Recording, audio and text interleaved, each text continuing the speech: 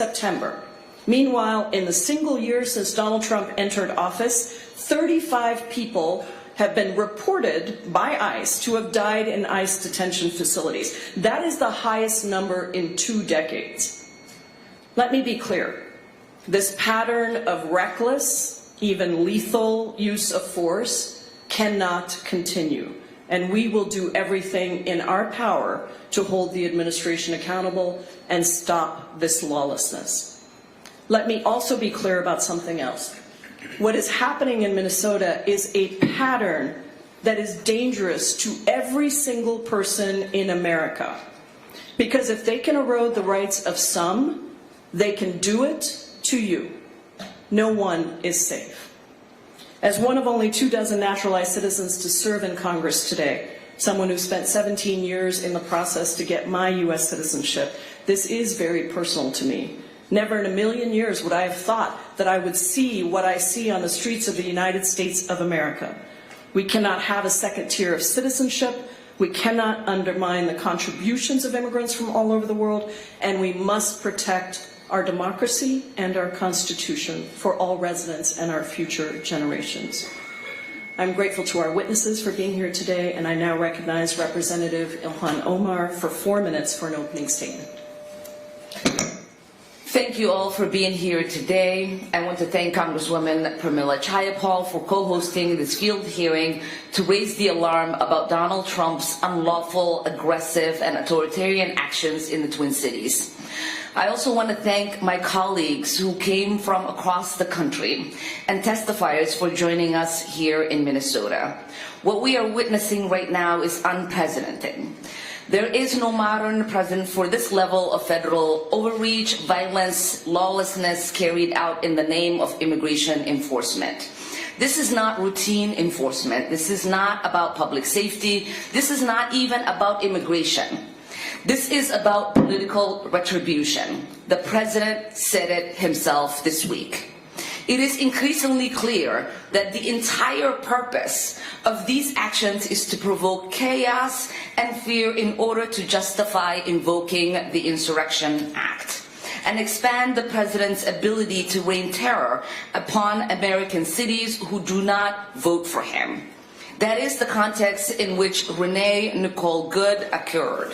This administration has unleashed primarily paramilitary force into our neighborhoods, terrorizing families, escalating enforcement, and now killing a U.S. citizen in our state. And this is just the tip of the iceberg. Our office has received numerous reports of deeply questionable arrests, individuals detained without explanation, without warrants, without access to counsel, and in many cases without any discernible lawful basis at all. We have heard of agents pushing people because they look Latino or Somali, forcing them into car accidents where they smash windows, cut seatbelts, carry people away. Abandoned cars with broken windows have become a normal sight of daily life in the Twin Cities. Trump claims Operation Metro Surge is about targeting criminals. The reality is even more disturbing. They have deliberately blurred the lines between public safety threats, legal immigration, and U.S. citizens, creating an enforcement campaign so indiscriminate that citizens are being swept up, arrested, and carried away to detention facilities. In Minnesota, dozens of U.S. citizens have been taken into custody and released hours later. We have yet to see charges materialize because in nearly all instances, no federal charges are possible. Similarly, this administration has worked to reduce any semblance of due process, sending people out of state, specifically to prevent access to legal representation, separating them from their family, counsel, and open removal processes for refugees with no legitimate legal basis. This is the behavior of paramilitary force operating outside the bounds of law. This administration has been entirely unresponsive. Families cannot locate loved ones. Attorneys cannot find their clients. Members of Congress can't get answers about where people are being held. In North Minneapolis, doors have been battered down without judicial warrants, as ICE has conducted door-to-door operations with guns drawn, actions that are neither legal or precedented. People have been indiscriminately shoved in the streets, pushed into oncoming traffic, and nearly hit by buses. Flashbangs, pepper balls, and chemical irritants are used without a second thought. This is not the America we want. This is not the Minnesota we deserve, and we will fight back. Thank you, and I look forward to hearing from our witnesses. Thank you, Representative Omar. I now recognize Representative Betty McCollum for 3 minutes for an opening statement. To my colleagues, well, I guess I get the first microphone. We can make it a little flexible. Thank you. To my colleagues, I want to give you all a very warm welcome here to Minnesota. Today, you're going to hear what's been happening in our state. The Trump administration is abusing its power of the federal government to deny people their civil rights and subjecting them to violence. And the killing of Renee Good by an ICE agent is an example. Minnesotans are being racially profiled on a mass level. We are being assaulted in our streets. They are being kidnapped from our communities. Parents are seized in front of their children by masked federal agents. High school students have been thrown to the ground and pepper sprayed on their own school grounds. And it's happening right here, right now. ICE and the Department of Homeland Security must suspend all their actions at once to stop the chaos and the physical danger. The actions of these agents, which are totally unprofessional and illegal, create great harm and fear. Sunday, I saw the fear in young children's eyes and their mothers at a Midway Target when ICE pulled into the parking lot. 1 hour later, I watched as ICE agents drove through the Menards parking lot. Because there was no place to stage, they left. Our neighbors were yelling at them, some things I won't mention in public, but my favorite part was keep on driving, keep driving right out of Minnesota. Clearly what I saw was not normal or right. Secretary Noem, you better be preserving your documents unaltered because you are going to be held to testify and you will be subpoenaed. President Trump, stop stoking the chaos in our neighborhoods. You are creating a dangerous escalation. Now, Minnesota, we're not taking the bait. To my fellow Americans in other states, these actions left unchallenged could mean you're next. People that you live alongside with will be denied their rights and their due process. Today you will hear the truth of what's happening in Minnesota. Minnesotans continue to be peaceful in your protests in the face of violence. Yes, in the face of violence. And keep on recording the actions of these federal agents, but do it safely. As we celebrate 250 years of the American experience, in the words of Benjamin Franklin after the Constitutional Convention, he said, "We have a republic if you can keep it." Mr. Franklin was right. Self-governance is within all of us. I thank you, Pramila, I shouldn't be so informal, I'm sorry, and the committee for being here and gathering an amazing group of people that I heard from last night. Folks, be safe out there, but stand up for your rights because they're my rights too. I yield back. Thank you so much, Representative McCollum. We're very fortunate to have with us both senators from the state of Minnesota. I now recognize Senator Amy Klobuchar for 2 minutes for an opening statement. Good morning, everyone. We are gathered today because our state is once again the center of America's heartbreak. And it means so much, Congresswomen Jayapal and Omar, that you've brought this together, that we have people from all over the country to stand with us. And I want to thank our incredible leaders, the two mayors, as well as Attorney General Ellison, who's been at the forefront of these legal fights. ICE needs to get off our streets. They are causing confusion, chaos, and fear. They are literally chasing DoorDash delivery people into private homes where there are children. They are chasing down legal citizens in parking lots and wrestling them down, as the Congresswoman just noted, in front of Menards and in Targets. But instead of de-escalating the situation, the administration has doubled down. People are saying, look at my passport, look at my passport. Legal workers at our airport, Native Americans are being targeted on the way to their jobs. I recently met with principals in city and suburban schools in Minnesota, and they told me the horror stories of little kids scared, teachers being wrestled down in front of them in their school parking lot, graduates being stopped.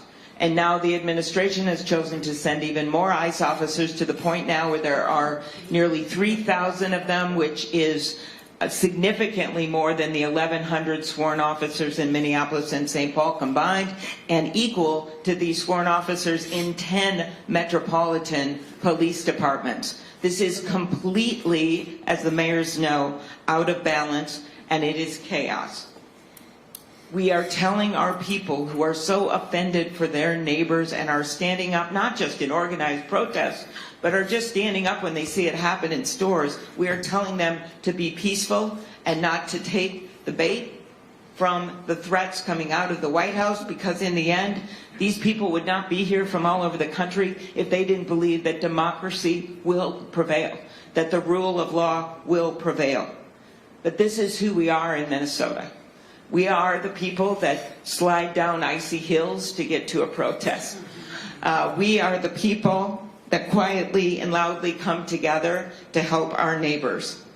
We are the people, in the words of Renee, Good's wife, Becca, lost the love of her life, a mom of 3, who said that we must reject hate and embrace compassion. So that is what I hope our representatives will pick up from their time in Minnesota and from our incredible witnesses today, that we're standing together, regardless, Democrats, Republicans, even though some people are louder than another. People know that this invasion is not what our state is about, and we're going to stand up. Thank you. Thank you, Senator Klobuchar. Now recognize Senator Tina Smith for 2 minutes for an opening statement. Well, good morning, everybody, and thank you all so much for being here. I want to add my thanks to members of Congress who have made this trip to Minnesota to stand in solidarity with all of us, and also to the incredible local leaders, with my fellow members of the Minnesota congressional delegation, local leaders, the mayors here today, many state legislators that are in the audience. And particularly, I want to thank the activists and organizers and community leaders that are in the audience, who are doing the work of keeping our communities as safe as we can.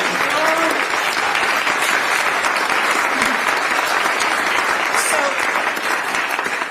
President Trump's illegal deportation campaign is leaving Minnesotans and Americans detained, arrested, injured, and killed, all the while trampling on our basic civil rights and due process. It is making us all less safe, it is dangerous, and it must stop.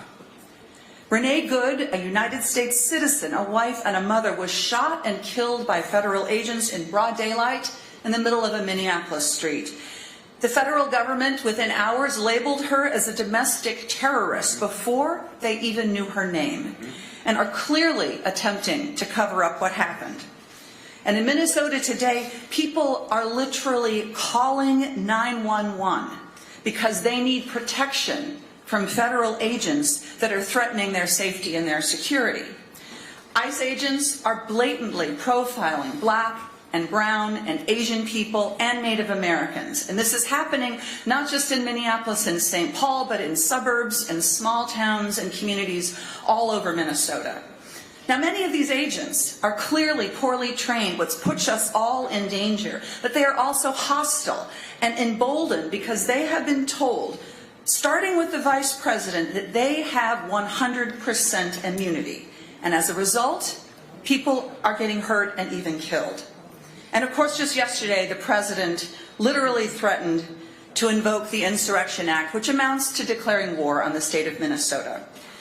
I am so grateful to all of you here today who are going to help us tell this story, not only to Minnesota, but to the country, because we know that most Americans do not support this blatant illegal activity. And the more they hear about what is happening, the more they will add their voices to the powerful resistance that we are seeing here in Minnesota, and that is the way that we will win this important fight. Thank you so much, everyone. Thank you so much, Senator Smith. We are fortunate to be joined with two members of our House Democratic leadership. Ted Lieu, the Vice Chair of the House Democratic Caucus, is here, and I now recognize House Democratic Caucus Whip Catherine Clark for an opening statement for 2 minutes. Thank you so much, and I am so pleased to be here. So pleased to be here. Thank you, Congresswoman Jayapal, for bringing us together today. And thank you to Congresswoman Omar and McCollum for hosting us in the Twin Cities.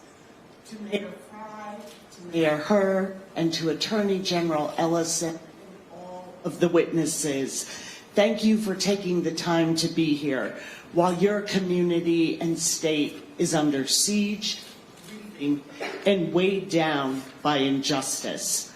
The sheer number of colleagues that we have in attendance underscores how deeply the pain of Minnesota is felt across the entire country.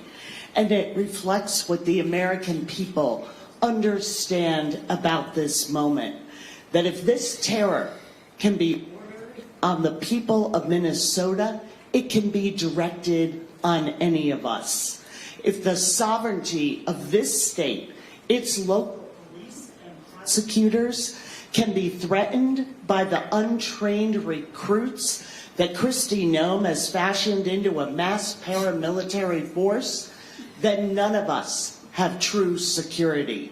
And if the shooting of Renee Good can be deemed justified without investigation, then we know all of our freedom is threatened. I want to thank the people of Minnesota for their resolve and grit, for their courage, and for turning towards each other in love instead of turning away in fear. You are setting a model for how we respond with strength and community. And to our witnesses, we thank you for speaking out and sharing your stories. Your courage inspires us, and we will be taking your voices to all of our work that lies ahead in these perilous days. Thank you again, Congresswoman, for pulling us together and for being here. I am so grateful to be part of this important and urgent discussion, and I yield back. Thank you so much, Whip Clark. For those of you who are looking to use Wi-Fi, you can use Ledge Public Wi-Fi, and there's no password. It is now my pleasure to introduce today's witnesses for our first panel. Keith Ellison was sworn in as Minnesota's 30th Attorney General on January 7th, 2019. As the people's lawyer, Attorney General Ellison's job is to help Minnesotans afford their lives and live with dignity, safety, and respect. From 2007 to 2019, Attorney General Ellison represented Minnesota's 5th congressional district in the United States House of Representatives and served as a dear friend and colleague for many of us on this dais. Prior to Congress, Attorney General Ellison served 4 years in the Minnesota House of Representatives, as well as spending 16 years as an attorney specializing in civil rights and defense law. He received his law degree from the University of Minnesota Law School in 1990 and is the proud father of 4 adult children. Jacob Frey has served as mayor of Minneapolis since 2018, being re-elected twice in 2021 and 2025. A member of the Minnesota Democratic Farmer Labor Party, he served on the Minneapolis City Council representing Ward 3 from 2014 to 2018. Prior to entering elected office, Mayor Frey worked as an employment and civil rights attorney and became an active community organizer. He also became involved in advocacy for those experiencing homelessness, helping tenants who lost their homes in North Minneapolis. Mayor Fry received his undergraduate degree from William & Mary and law degree from Villanova University. Kali Her was sworn in as the 56th mayor of St. Paul earlier this year.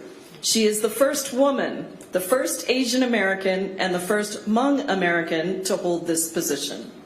Prior to being elected mayor, she served in the Minnesota House of Representatives from 2019 to 2025. Mayor Her was born in the mountains of Laos and came to the United States as a refugee at the age of 3. A strong work ethic, her family's tenacity, and support from her community propelled Mayor Her to the highest levels of our state government and now to City Hall, where she brings her years of lived experience across different sectors to help move St. Paul forward. I thank you all for your leadership in these incredibly difficult times and for being here today. We ask that you summarize your testimony in 4 minutes. To help you stay within that time, there is a timer here to keep track. Attorney General Ellison, you may begin.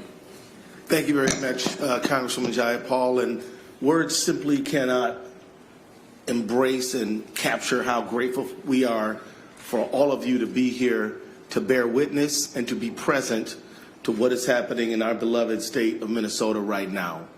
Your presence here is incredibly important and impactful, shining a light on what is the single most unjust thing I've ever seen happen to our state of Minnesota.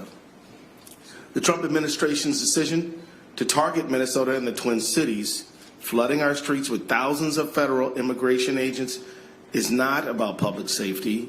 It's not about fraud. It's not even about immigration enforcement. It is because, in the words of Donald Trump, he believes that he won our state 3 times, but he did not win it in the election. I'm quoting him. He's the one who said these words, not me. In fact, when he said what he said, it was so incredible that I had to replay it a few times to make sure that I heard that this was about vindictiveness and an election loss, not anything to do with any legitimate public interest. And you've heard already from the very accurate descriptions from our congressional presenters that we've seen attacks on high schools, over 3,000 agent surge, warrantless searches, killings, shootings, and none of this has done anything to help Minnesota. In fact, it has hurt Minnesota.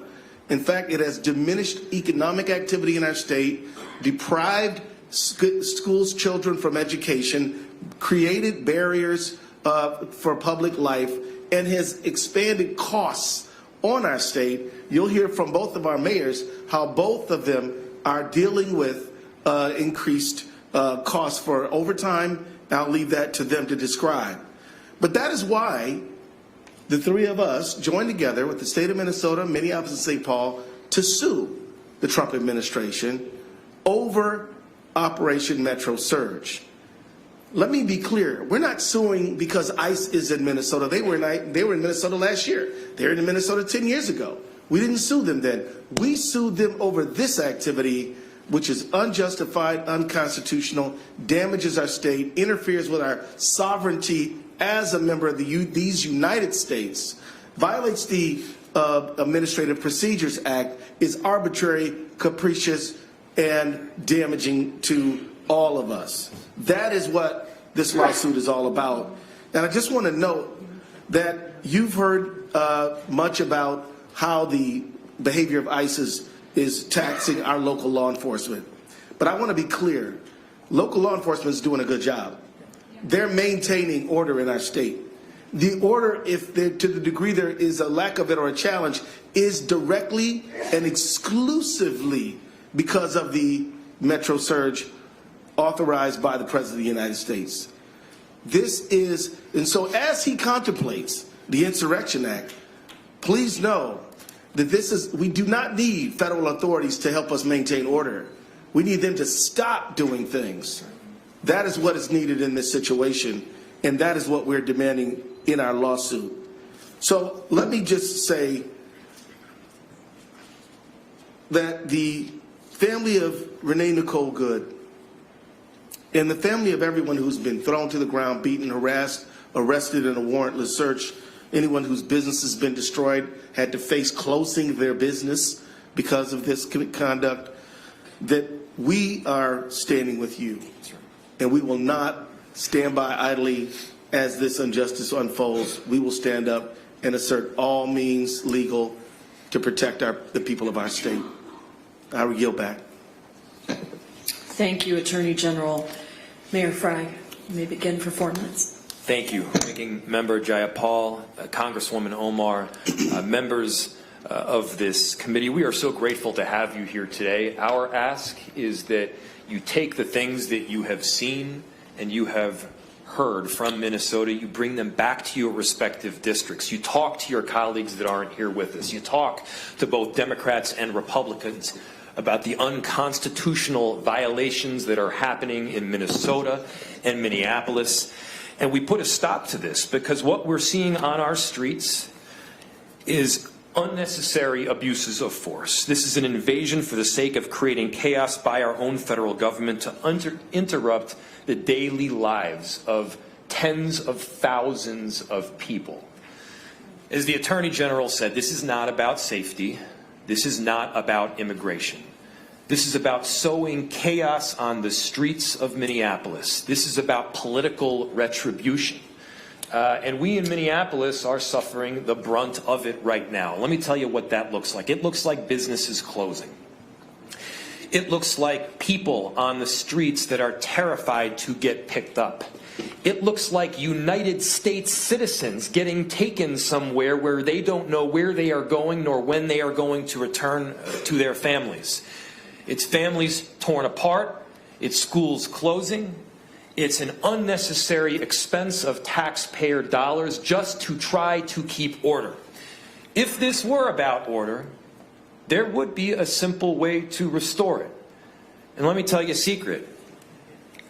It's not restored by additional federal agents. Order would be restored, and I will make this prediction, if those federal agents left. As soon as they leave, we will have peace, we will have safety, and order will be restored. Before the federal agents came here, our city was experiencing a brilliant comeback. Indeed, we were on the way to a renaissance. Safety had been improved, crime was down in virtually every category, in virtually every neighborhood. Thus far in 2026, last I checked, we had only had 4 shootings. 2 of them were ICE. An entire city of 435,000 people, 4 shootings, and 2 of them were ICE. It is clear that the practices that ICE is using is unconstitutional. They are not methodical. They are not well planned out. They have taken people out of their cars to detain them on major streets, left the car running, not in park. Car rolls down the streets. You don't need to be a genius to figure out that that is not safe. We've had small children that have been damaged by the inhalation of some form of gas.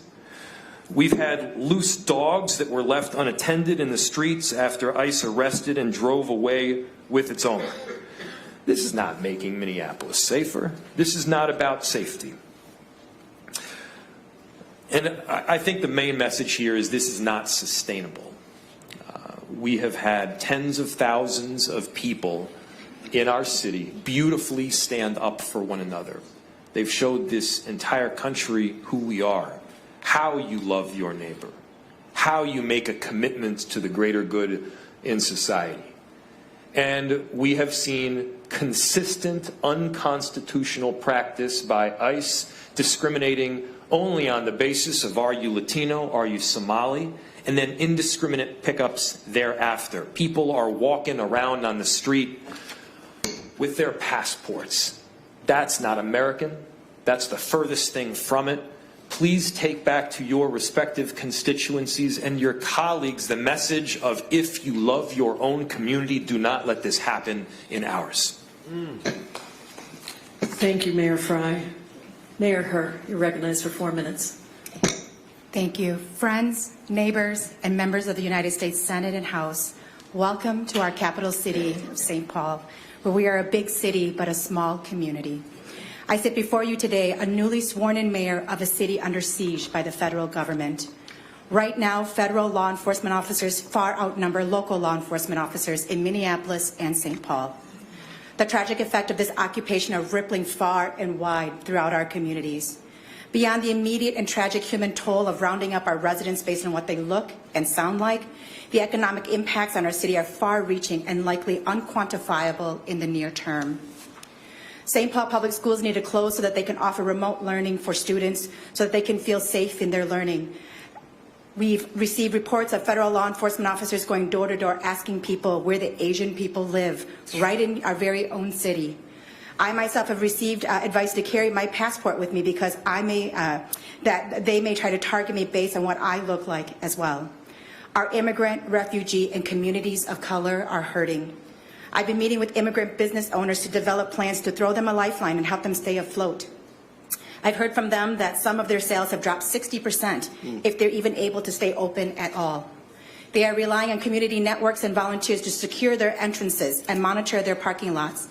It is draining their resources and ours. Our law enforcement officers are responding to incidents across our city in which residents are feeling threatened and having their rights violated. Car accidents caused by ICE agents, leaving physical injuries and hazards on our roadways. They have fired shots in our streets, and we've heard from citizens who were held in detention centers in a U.S. citizen section. Our residents are scared and confused by the number of agents in uniforms bearing the words police that do not behave or treat residents the way St. Paul police officers do. It is undermining the trust within our officers. If this were about safety, federal agents would be going after people who are truly a threat to our community. Instead, they are casting a wide net, scooping up residents who enrich our community, contribute to our economy, and make up the fabric of our cities and state, producing vibrancy for our communities. We are ground zero for Trump's war in America, a war on our democracy, on our freedoms, on our rights as Americans. It is in our backyard today, and it is only a matter of time before it is in yours. As congressional colleagues at the highest level of our federal government, we need you to act, to speak out, to elevate stories of what is happening to our residents. I was with my parents last night for an hour talking to them, and they told me they hadn't opened their blinds in days. They were afraid that their neighbors would tell them that that house was an Asian house. That my parents have both moved all of their hospital visits, their doctor's visits, to remote or to virtual because they're afraid to leave their home. That is the America that we are living in right now, where people cannot access food, they cannot access health care, they cannot access their basic needs because of the terror, because our cities are under siege. We need your help, whatever it may be. We are standing united and strong, but we need immediate relief for our cities. Thank you so much for being here, and thank you so much for lifting up what is happening in our city and our state. I yield back my time. Thank you so much, Mayor Herr, and thank you all for your incredible strength and leadership. We appreciate you being here, and we'll excuse you to go back to all the things I know are before you.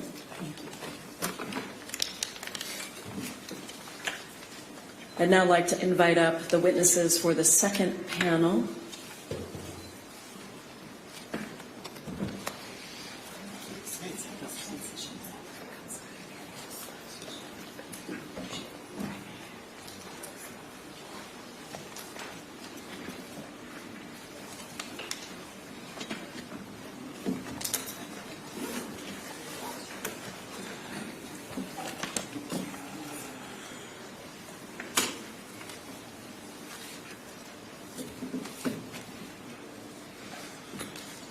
I now recognize Representative Omar to introduce our second panel of witnesses.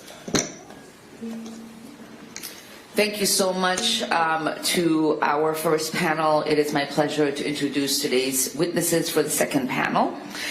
Deependi Singh Mayal has been the executive director of the ACLU Minnesota for the last 4 years. Prior to that, he served as the executive director of the James Binger Center for New Americans at the University of Minnesota Law School.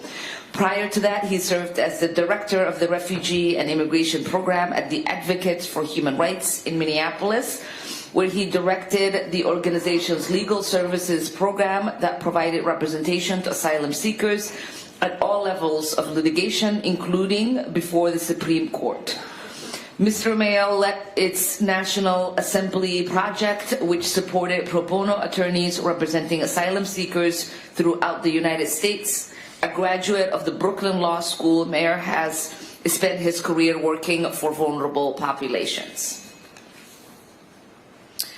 Patty is a 26-year-old U.S. citizen who has lived in South Minneapolis for 14 years, originally from St. Louis Park, Minnesota, who's here today to testify about her experience of being forcefully taken by ICE and what she had witnessed inside the Bishop Henry Whipple Federal Building, where Minnesotans are being held in dehumanizing conditions. Mubashir is a resident of Minneapolis and a U.S. citizen whose family came to the United States as refugees, and he grew up in this country. He works as a manager at a mental health services provider in the Cedar Riverside neighborhood of Minneapolis.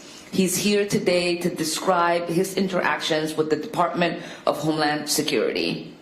Amelia Gonzalez Avalos is an immigrant from Mexico City, raised in Minnesota. She leads Unidos Minnesota, where she helped grow a small student collective into the state's largest multi-racial, multi-generational, women-led BIPOC majority organization in the state. Unidos Minnesota builds power across race, income, age, and zip codes, cultivating leadership, belonging, and agencies. Unidos Minnesota drives people-powered policy agenda, shifts culture, and creates durable community power that delivers tangible improvements for working families across Minnesota. Jaylani Hussein is the executive director of the Minnesota chapter of Council on American Islamic Relations, where he has worked for the last 11 years. Mr. Hussein works to challenge Islamophobia, address racial and social inequalities in the state of Minnesota. Since the killing of George Floyd and before, he has worked on addressing both federal and local law enforcement accountability. Hussein's family immigrated from Somalia to Minnesota in 1993, probably one of the first families to arrive, and is trilingual in English, Somali, and Arabic. Mr. Hussein holds degrees in community development and city planning from St. Cloud State University and political science degree from North Dakota State University. Chief Kelly McCarthy was appointed chief of the Mendota Heights Police Department in 2017. Prior to her employment in Mendota Heights, Chief McCarthy has worked for Lino Lakes Police Department. She has worked in various law enforcement roles, including as a community service officer, training officer, and deputy director of public service. Chief McCarthy has a master's degree in leadership and education from the University of St. Thomas and is a graduate of Harvard Kennedy School, where she studied applying behavioral insights to the design of public policy and leadership decision-making. She's a graduate of the 235th session of the FBI National Academy and was appointed chair of the Peace Office Standards and Training Board by Governor Walz and served from 2019 to 2023. Thank you, Representative Omar. We welcome all of our distinguished witnesses for panel 2, and we thank you for participating in today's hearing. We ask that you summarize your testimony in 4 minutes to help you stay within that time. There is a timer to help you keep track. Mr. Mayel, you may begin. Thank you, Ranking Member Jayapal and distinguished members of Congress. Thank you for holding today's hearing. My name is Dipinder Mayel, and I am an honor to serve as the Executive Director of the ACLU of Minnesota. You visit our beautiful city in a time of profound grief, fear, and outrage. In recent weeks, we have experienced violence, chaos, and abuse at the hands of hundreds and now thousands of masked agents brandishing weapons of war in American streets. Today, I will share with you about 2 recent ACLU of Minnesota lawsuits that document these profound harms and the administration's brazen violation of our laws. And first, I want to tell you a bit more about what we are experiencing. Agents have stormed our parks and schoolyards, blocked our streets, barricaded store parking lots, and thrown tear gas in front of our homes and schools. While many Minnesotans are peacefully protesting, many others are afraid to leave their homes. Public schools in Minneapolis closed earlier this month after federal agents pepper sprayed, tackled, and handcuffed multiple people at a high school. More than 30% of students were absent from classes this week. Parts of our city are like a ghost town, as the very presence of federal agents make them terrified to go about their daily life, and many immigrant neighbors have not left their homes in days, avoiding basic activities like buying groceries, picking up prescriptions, or going to work. These federal agents swore an oath to our Constitution, yet they have broken dozens of our laws. As we documented in our lawsuit filed yesterday, Hussein versus Noam, mass federal agents are violently stopping and arresting countless people based on nothing more than their race and perceived ethnicity in violation of the Fourth Amendment and federal law. In Minnesota, the overwhelming majority of Somali, Latino, and Hmong individuals are U.S. citizens, including 95% of Somali Minnesotans. We also have a large Native American population that is being unfairly targeted. Because of the dragnet tactics, American citizens are being swept up and wrongfully arrested. One such citizen is Mubashir Khalif Hussein, who you will hear from shortly. When he was walking to lunch, when an unmarked SUV approached him, a man wearing a ski mask and a police vest who refused to identify himself pushed him into a restaurant. And despite being presented with clear documentation of his citizenship, federal agents took him into custody and forced him to submit to a face scan. In recent weeks, ordinary Minnesotans have banded together to bear witness and peacefully protest. And in response, we have seen an unprecedented attack on dissent, which we documented in our lawsuit in December 2025, Tincher versus Noam. Federal agents have abducted U.S. citizens, held them incommunicado for hours, pepper sprayed and aimed assault rifles at protesters and observers, and even followed observers home to scare them. Our plaintiff in that case is Sue Tincher. She was observing agents and only asked, "Are you ICE?" She was forced to the ground, handcuffed, taken to a federal building, had some of her clothes cut off and her wedding ring cut off, shackled and left in a cell for hours, then released without charge. This is happening across the country and not just in Minnesota. The First Amendment demands better. Those were the words of a federal district court judge in Southern California. And while we fight for our rights in court, we also need help from members of Congress. The president was able to secure $170 billion in funding from the One Big Beautiful Bill Act, and that has enabled ICE to become what it is today, a dangerous agency acting without impunity. As they abuse our communities, they continue to ask for more funding, and we need you to act. We need you to use the power of the purse to demand an end to the Trump administration's unprecedented, lawless, and dangerous escalation in our community. And we urge that you demand federal forces to withdraw from Minnesota before another life is taken. Thank you. Thank you, Mr. Mayel. Ms. Patty, you're recognized. Just quickly before I start my testimony, I just wanted to clarify that in my bio it said I'm 26, and while I wish I was still 26, I am not 36. I meant to say 36. It's okay. So thank you, Madam Chair and community members. This past Sunday, January 11th, my friend Brandon Seguenza and I responded to reports of 2 ICE vehicles cornering and pepper spraying the car of an observer in my neighborhood. We are both U.S. citizens. We decided to go there because we'd heard that the more eyes on ICE agents, the less likely they are to escalate to violence. When we got there, the ICE agents were getting back into their 2 vehicles. They turned down a side street and we followed them for about 40 seconds, blowing our whistles and honking our horns, the few ways we've been able to successfully warn people that ICE is in the neighborhood. Halfway down the block, ICE stopped, got out, and surrounded the vehicle, yelling at us to stop following them. On their way back to their vehicles, one of the agents turned around and decided to come back and pepper spray into the vents near my front windshield, which immediately started burning our eyes and throats. When we didn't turn around, they came back again and without asking us to get out of the car, smashed both of the front windows, dragged us out, and arrested us. We were released without charges 9 hours later. Brandon and I were transported separately. I was put in a car with 3 agents and no other civilians. As soon as the agents got into the car and shut the doors, they immediately started taunting and mocking me. One agent took a photo of me on a cell phone and showed it to the other 2, laughing.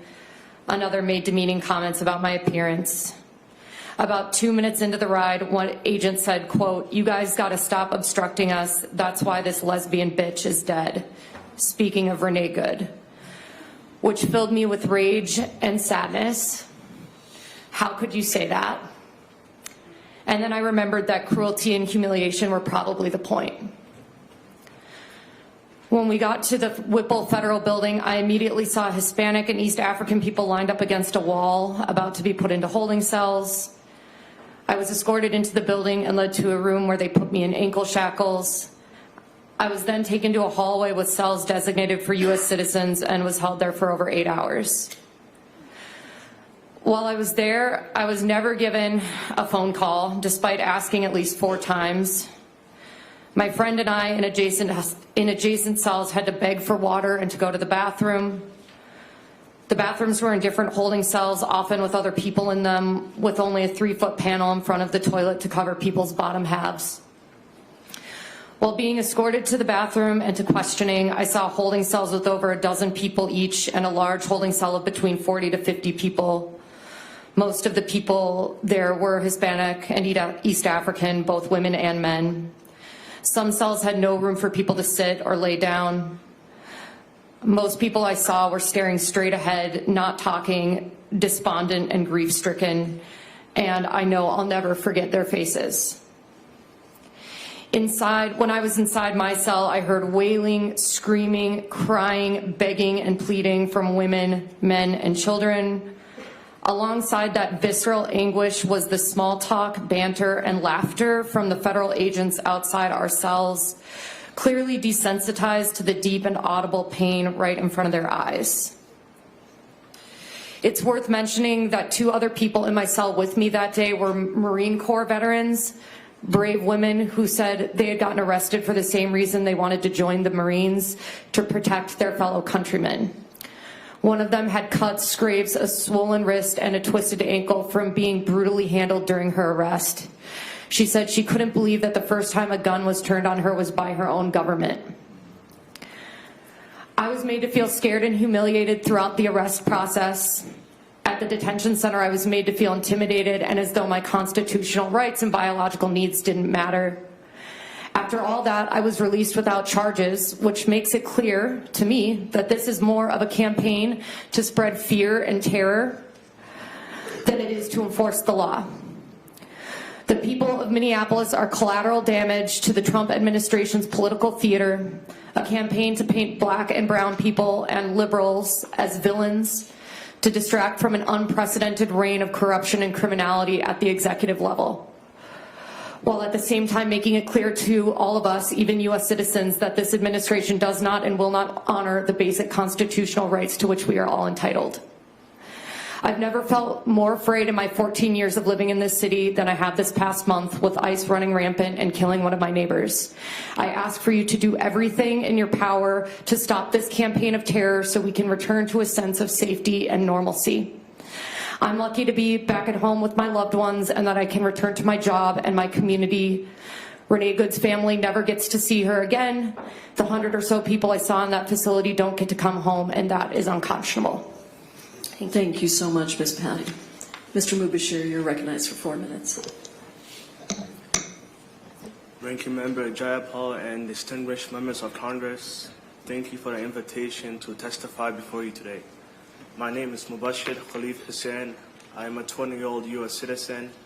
My family is Somali, and when I was 6 or 7 years old, my family arrived in the United States as refugees from Ethiopia. 8 months after arriving in the United States, we moved to Minnesota. I became a naturalized citizen in 2019, along with my parents and my siblings. But my citizenship did not protect me from being physically detained and hurt by ICE agents. On December 10, 2025, I was at work in the Cedar Riverside neighborhood. Around 1 p.m., I heard a commotion and what sounded like whistles and car horns. When I looked out the window, I saw what I assumed were ICE agents on the street. I did not want to be confronted by ICE, so I waited 20 or 30 minutes until the sounds died down before taking my lunch break. As I exited the building, I paused to speak with someone on the street about what had happened earlier. That was when I noticed an unmarked 10 SUV approaching us. A man wearing a ski mask and a police-style vest exited the vehicle and quickly walked towards me. The man did not say stop or identify himself. I turned to walk away, hoping he would leave me alone. The man quickened his pace, grabbed me forcefully, and pushed me into a restaurant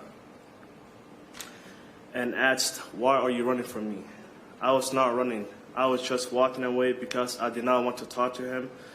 I knew that ICE agents had been targeting people that looked like me. I immediately started repeating over and over again, "I'm a citizen, I'm a citizen, I'm a citizen." But the agent did not stop to look at my ID. A second ICE agent entered the restaurant. There, they dragged me outside and put me into a headlock on the ground. I repeated, "I'm a citizen, I have an ID." The agent kept saying, "That don't matter, that don't matter." They put me in the back of an SUV. While I was sitting in the back of the SUV, my boss came out with a copy of my passport card. He held a paper on the agent's windshield, but the officers ignored him and refused to take the documents into account. They eventually drove me one street over before parking and told me they had to scan my face. I was terrified of what they were going to do a picture of me, and I did not trust them. I would not let them take a picture of me. The officer also kept telling me that they were going to take me in if I did not let them scan my face.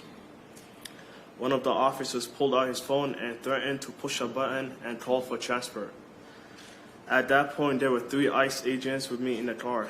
My back hurt from when I was put in a headlock on the ground, and the handcuffs were extremely tight on my wrist. Each time I asked the agent, "Can you please loosen the handcuffs?" he would squeeze my hands. When I asked for medical attention for my back and my wrist, the original ICE agent told me there were going to be medical assistance at the facility. After about half an hour, the ICE agent drove me to their office near Fort Snelling. When we arrived, they forced me to take the face scan. When we got into a building, the agents took the handcuffs off me and put shackles on my ankles before searching me. I asked for water. They said no. Then an employee told me I was getting deported. I again insisted that I was a citizen and that I could show proof of it on my phone. I showed a picture of my passport card to a woman at the ICE office. She took a picture of my passport card and then searched for my name in the criminal database. Eventually, she said, "Kick him out." It is difficult to believe that this happened to me. I knew that the president had made statements about Somali people and that there would be additional ICE officers in the Twin Cities focused on Somali people. But I did not think that this would happen to me, someone in my family. We are all United States citizens, so we should not be at risk of being jailed or deported by ICE. In the neighborhood in which I work, I hear screaming all the time. Coming from encounters with federal immigration agents, I also hear whistles and honking all the time. When I hear these things, my heart starts beating really fast and I can't breathe. It brings me back to what I went through, and it almost feels like it's happening to me again. It is terrifying right now, wherever I go. I am here today because what happened to me is wrong. The targeting, harassing, violence, and detention of Somali Americans is wrong. And I am worried for the safety of me, my family, and my neighbors and community. If Congress does not act, we will continue to be harmed simply for living in the United States of America. Thank you. Thank you so much, Mr. Mubashir. Ms. Gonzalez-Avalos, we're recognized for 4 minutes. Thank you, Chair Jayapal and members of Congress. My name is Emilia Gonzalez-Avalos. I'm Executive Director of Unidos, Minnesota. I am here today because our communities are experiencing a human rights and constitutional crisis as a result of Operation Surge and the historic mass deployment of federal immigration officers across Minnesota. I want to speak about Unidos Project Monarca, a coalition of thousands of workers, students, people of faith, parents, clergy, business owners, teachers, caregivers, and young people who have trained over 26,000 26,000 everyday Minnesotans as neighborhood observers to help people protect rights where it matters the most, on the ground and in our communities. This work is called constitutional observing.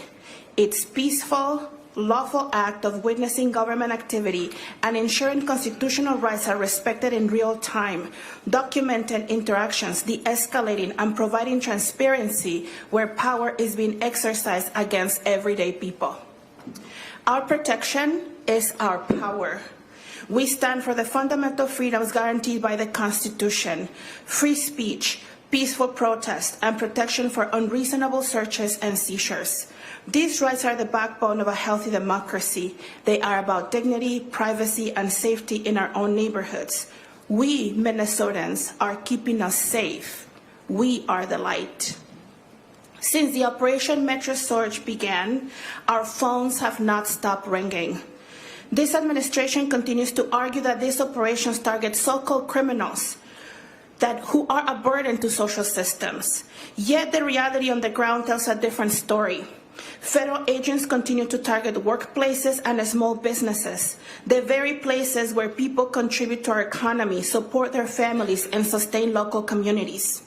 This administration claims this surge brings security and safety, but at the same time, federal officers are operating around hospitals, schools, and places of worship, spaces that should be protected, not militarized. These actions create fear, disrupt possession services, and send shockwaves far beyond a single arrest. These ripple effects are felt across entire communities and across the state of Minnesota, undermining trust, stability, and public safety itself. We get calls from families whose relatives are predominantly workers with no criminal convictions, were picked up on their way to work while dropping children off to school or simply taking out the trash. We get calls from parents who spend hours waiting for their spouse to come home, only to realize something is wrong and they don't know where to turn. We hear from families and attorneys who have searched for hours for their loved ones. We hear how children as young as 4 years old have been detained and how families are unable to find them in the federal tracking system for hours and days at a time. We hear of warehouses in Minnesota suburbs where people are questioned and processed in the dark without transparency and without clear access to legal counsel. Not only that, the ACLU enforcement complaint form has become the most shared resource among our operators and constitutional observers. It is shared because people are witnessing violations they believe must be documented and reported. As this operation intensifies, so have attacks of those who are simply watching. Trained observers, peaceful, identifiable, and acting within the law have been followed, ordered to stop filming, pushed off sidewalks and roads, violently treated and threatened with arrest. Some have been violently detained for doing nothing more than exercising their First Amendment rights. When the government treats observers as interference, when witnesses are intimidated, and when cameras are treated as threats, constitutional erosion is no longer theoretical. It is happening in real time. On January 7, 2026, an ICE agent shot and killed our neighbor, 37-year-old Renee Nicole, a U.S. citizen and a Minneapolis resident, a moment that sparked grief, outrage, and widespread protest. This tragic death underscores the deep distrust many Minnesotans feel towards federal enforcement apparatus, because people should not have to worry that an encounter with a masked, armed federal agent could cost them their lives. This is not about whether immigration law exists. This is about how power is exercised. Thank you so much, Ms. Gonzalez-Avalos. Can I wrap up, Chair Jayapal? Go ahead. If you can make it really fast, we just need to get I promise I'm wrapping up. This scale and tactics of Operation Metro Surge have destabilized neighborhoods, separated families, undermined local authorities, and eroded public trust. Communities are not safer, and Minnesota should not be a testing ground for unchecked federal force. I offer this testimony with the awareness of the risk of federal retaliation to myself, my family, our members, and constitutional observers in our workplace, precisely because we have chosen to bring this information into the public record and to exercise the First Amendment rights that are fundamental to our democracy. We need ICE out of Minnesota until our constitutional compliance, transparency, and accountability are restored. Congress must reassert its oversight role, freeze their funds, have prosecute Agent Ross and all agents acting outside the law, and make clear that enforcement goals never justify the suspension of constitutional rights. Our democracy depends on a high-functioning civilian participation and the rule of law, and the rule of law depends on accountability to power. Thank you very much, Chair Jayapal. Thank you, Ms. Gonzalez-Avalos. Appreciate you. Mr. Hussein, you're recognized for 4 minutes. Thank you, Congresswoman Jayapal. To the members who are here today visiting us and standing with us, I want to just say deeply thank you. Thank you for being here today. Thank you for choosing to stand with us. And thank you for bringing the spirit, the warmth of your district with us today. I'm a proud Somali American. I appear before you today not just as a civil rights advocate, but as a witness. I'm here to testify to a sustained pattern of organized disinformation and targeted harassment against the Somali American community. What I'm describing is a familiar American story. It has been updated to the digital age, but it remains rooted in long-standing systemic racial fear. Since 2025 election, we have witnessed and documented an organized, coordinated hate targeting Somali Americans marked by nearly identical language, appearing across multiple online platforms within a compressed time frame. This activity originated and organized in MAGA online spaces, was designed, manufactured, fear to dehumanize an entire community.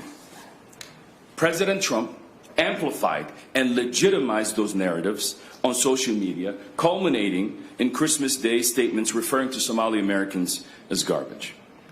Words from a president of the United States are not symbolic. They authorize behavior.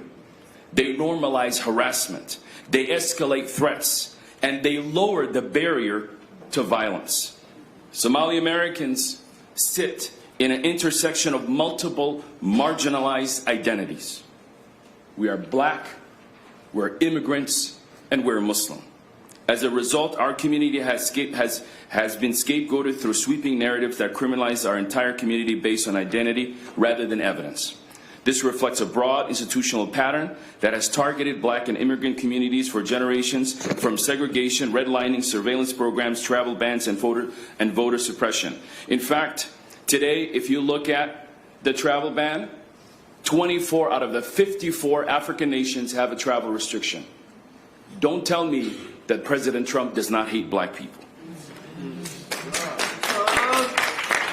Targeting our Congresswoman Ilhan Omar had produced measurable consequences not only for her family, but our community. Coinciding with increased attacks against mosques, today Minnesota leads the nation in reported mosque attacks. This escalation is not isolated, it's connected. At the same time, these narratives have been used to expand the federal enforcement against our community in our state. Somali Americans have been living in Minnesota for nearly 30 years. And yes, I was among one of the first ones that came. And the water was just fine in Minnesota, and we told the rest of the people to come down. Our children represent the United States in Olympics. My community, we are health workers, drivers, teachers, laborers, entrepreneurs, engineers, public servants. In fact, at the lowest number that ICE knows, 95% of our community are either lawful residents or U.S. citizens. In fact, 51% of our population are born here. Somali Americans do not belong here because of our economic productivity. We belong here because we are Americans.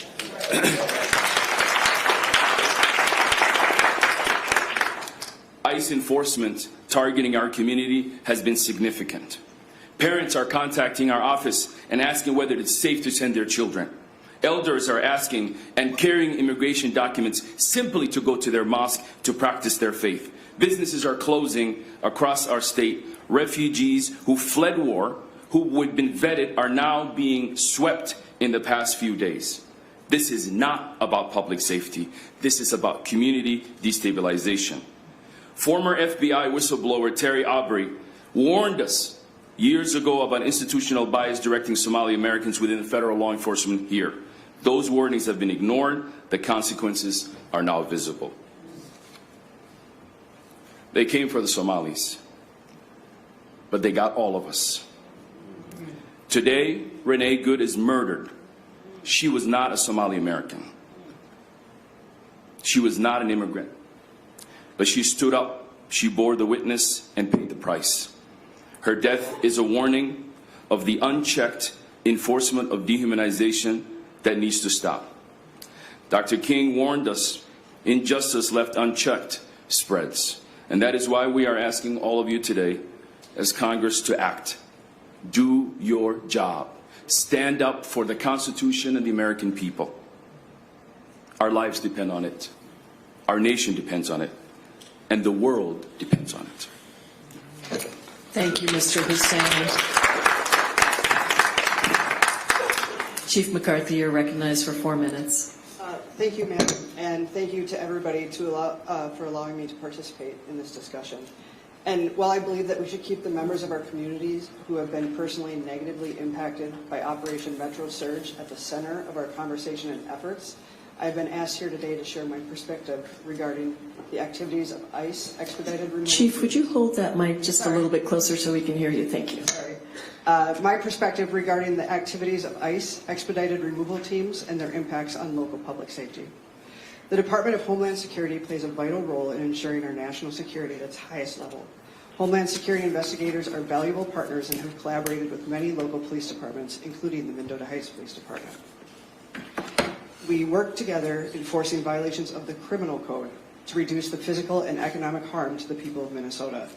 And while we may support the mission of the Homeland Security, the tactics currently being employed by the teams in Minnesota are having a profoundly detrimental effect on the safety and security of our communities and in the relationship between local police departments and the people that we serve. Our officers are prohibited by law and policy from assisting in civil immigration enforcement conducted by ICE, and they're equally prohibited from interfering with or obstructing federal agents carrying out their duties. Recently, we had an officer who was waved down by a motorist on a busy street. By the time the officer was in position to contact the driver, ICE agents pulled up and began ordering the driver from the vehicle. Per our policy, our officer did not assist or obstruct, but it gave the impression that the officer was working with ICE, and it has led to anger and confusion from our community and from the officer involved. ICE agents have not communicated with our agency when operating in our city. Often, our officers only learn of ICE activity when fielding questions regarding masked, armed men removing people from public places, leading everyone to be afraid and frustrated by the lack of information. Neighboring agencies have spent considerable time and resources on possible kidnapping calls, only to learn days later that it was ICE enforcement action. We are diverting resources from our core duties to deal with the aftermath of ICE actions, ranging from reports of suspicious activity and abandoned vehicles to unsafe driving complaints. I and other officers watch anxiously as we see Minneapolis police officers standing between frightened community members and armed federal personnel, absorbing public anger, fear, and confusion for actions they did not initiate and cannot control. Local police officers are in a no-win situation, being called upon to de-escalate volatile situations without the tools, information, or authority required to do so effectively. Since 2020, we've made major reforms in policing to ensure professional conduct, enhance high level of training, transparency, and accountability throughout all the departments in the state of Minnesota. Our efforts to regain public trust after the murder of George Floyd are being eroded as a direct result of Operation Metro Surge. Individuals who support the activity of ICE are angry with us for not doing more to assist the agents, while individuals who do not support the activities are angry with us for not doing more to hinder their operations. Again, I am no way wanting to shift the conversation from the real harm being done to members of our community to the challenges that us police officers face.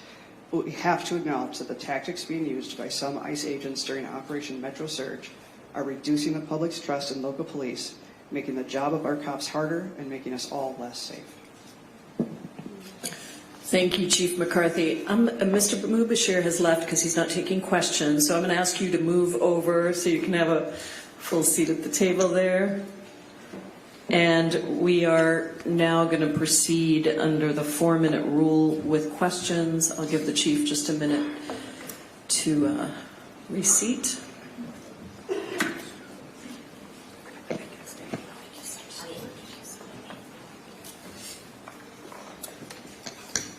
Great. We will now proceed under the 4-minute rule with questions. I'll begin by recognizing myself for 4 minutes. Ms. Patty, I want to start with you. I am so sorry for what you experienced. I'm so grateful for the work that you're doing. I've watched you speak a number of times, and I noticed that you always lift up the experience of those that were with you at the detention center, and I really appreciate that. I understand that when ICE pulled you over, they also detained your friend who was in the car with you. Is there anything else you want to share about his experience? Yes, thank you, Madam Chair. My friend Brandon, who is along with me, he is a half Mexican ethnicity, has a Hispanic last name. I think the most kind of standout experience that he had in the detention center was he was asked he was taken into another cell by 3 Homeland Security investigation agents who offered him, they offered him a Coke and candy and were wanting to talk with him and kind of insinuated through their language, like, you seem to be in some real trouble here and we can help you out. And then proceeded to offer him money or legal support for any undocumented family members he may have, or like legal support if he had any family members who wanted to get into the country, in exchange for names of other undocumented people that he might know or names of protest organizers. There was another Hispanic man in his cell with him who was offered the same deal. They both said no, but that was a pretty wild experience that he had. Thank you for sharing that. It's outrageous, and we've had this happen in our country's history at different times, and I just think it's very important that we understand what tactics these agents are using. Mr. Mayel, you spoke about, how the Department of Homeland Security is violating the constitutional rights of people in Minnesota. Just this week, I played that video of the ICE agents with battering rams battering down the door of an individual without a judicial warrant, and I demanded whether any of my Republican colleagues on the other side would defend that behavior, that violation. I want to ask you about this. How the rights are conferred by the First and Fourth Amendment of the United States apply to all people, citizen and non-citizen, regardless of immigration status, and how what you've seen from DHS is violating those rights? You have about 50 seconds. Thank you, Member. So I'll say, Congress has already put strict limits on ICE and Border Patrol's ability to make arrests without warrants. And that's a really important note here. Under 8 U.S.C. 1357A2, 2 conditions must be met before an agent may conduct a warrantless arrest. The agent must have a reason to believe that both the individual is in the U.S. in violation of immigration law and the individual is likely to escape before a warrant can be obtained for his arrest. And it's important to note also that reason to believe means constitutionally required probable cause, and it must be particularized with respect to the person being searched and seized. And what we are seeing is that federal agents are conducting these arrests without even asking people anything about their community ties or both of these marks. And they are flouting these congressional requirements, these legal requirements. And I'll say, even in their own statements, they are misstating the law. In September 2025, in this post that has not been deleted on DHS's X account, it states that under the Fourth Amendment of the United States Constitution, DHS law enforcement uses reasonable suspicion to make arrests. And that's just a misstatement of the law. It's probable cause. And they repeated it in December and said that DHS law enforcement uses reasonable suspicion to make arrests again. Thank you so much for clarifying that. My time has expired. I now recognize Representative Omar for 4 minutes of questioning. Thank you, Jayapal. Ms. Patty, as a matter of law and according to ICE's own policy, ICE could not arrest and detain U.S. citizens. Did they give you a reason for your legal detention, and do you remember what the actual agency that made the arrest was? They said when they arrested us that they were arresting us for obstructing a federal operation, but... And do you know to this day if you've been charged with anything? No, to this day I've not been charged with anything. There were no cars in front of them. We weren't blocking them in. We weren't at an active ICE raid. They also never identified themselves as ICE. It didn't say that on their uniforms. So. Do you recall if you were fully booked? Like fingerprinted, photos taken? We were not fingerprinted. Our photos were not taken, no. So just held hostage and then released, essentially? Yeah. Okay. And Mr. Mayall, is there any constitutional way in which these arrests are legally possible by ICE and border agents when it comes to legal residents and citizens?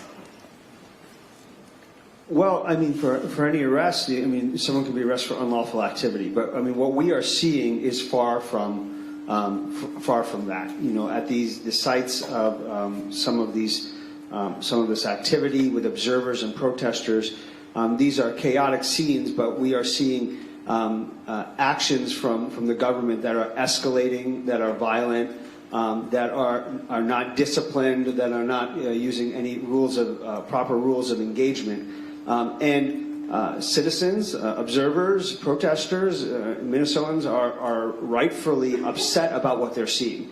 Seeing people murdered, they're seeing people shot at, they're seeing people dragged from their homes and from cars, and they're coming out. And for the most part, what we're seeing is escalation from DHS forces. Yeah. Thank you. And Chief McCarthy, you know, in Minneapolis, we're seeing arrests being made at gas stations, cars being left behind. The mayor testified to one car being left on as the person was detained, rolling into the street. Is that a normal behavior for law enforcement when they make an arrest for them to leave vehicles running or to leave vehicles at the site of the arrest? Thank you for the question, ma'am. No, it is not. And why is that? Well, because we are responsible for the welfare and safety of everybody, including the people that we arrest, and people have a right to be secure in their persons and property. Part of that is us securing their property and making sure that it's not subject to another crime such as theft or a traffic issue. And do you know any training that would allow local or federal law enforcement to leave these vehicles where they've been left? I can only speak to local or statewide, and no, that is contrary to our training and policy. And Mr. Hussein, you know, heard the testimonies of citizens only holding areas. You spoke to the trauma of being a refugee who comes from a war-torn country. What do you think it is psychologically, this occupation is psychologically doing to people who already hold a lot of trauma? Thank you for that. As we know, Somali Americans are about 98% permanent residents or U.S. citizens. What we are seeing is those U.S. citizens being harassed at work, whether they're driving Uber, whether they're going to work. We also know that people are afraid to go out because being Somali now means you're at risk of being stopped. And that is something that the entire community is sharing. And we're seeing our businesses now, some of our business owners saying that about 70% of their customers are not returned. This is widely impacting our community.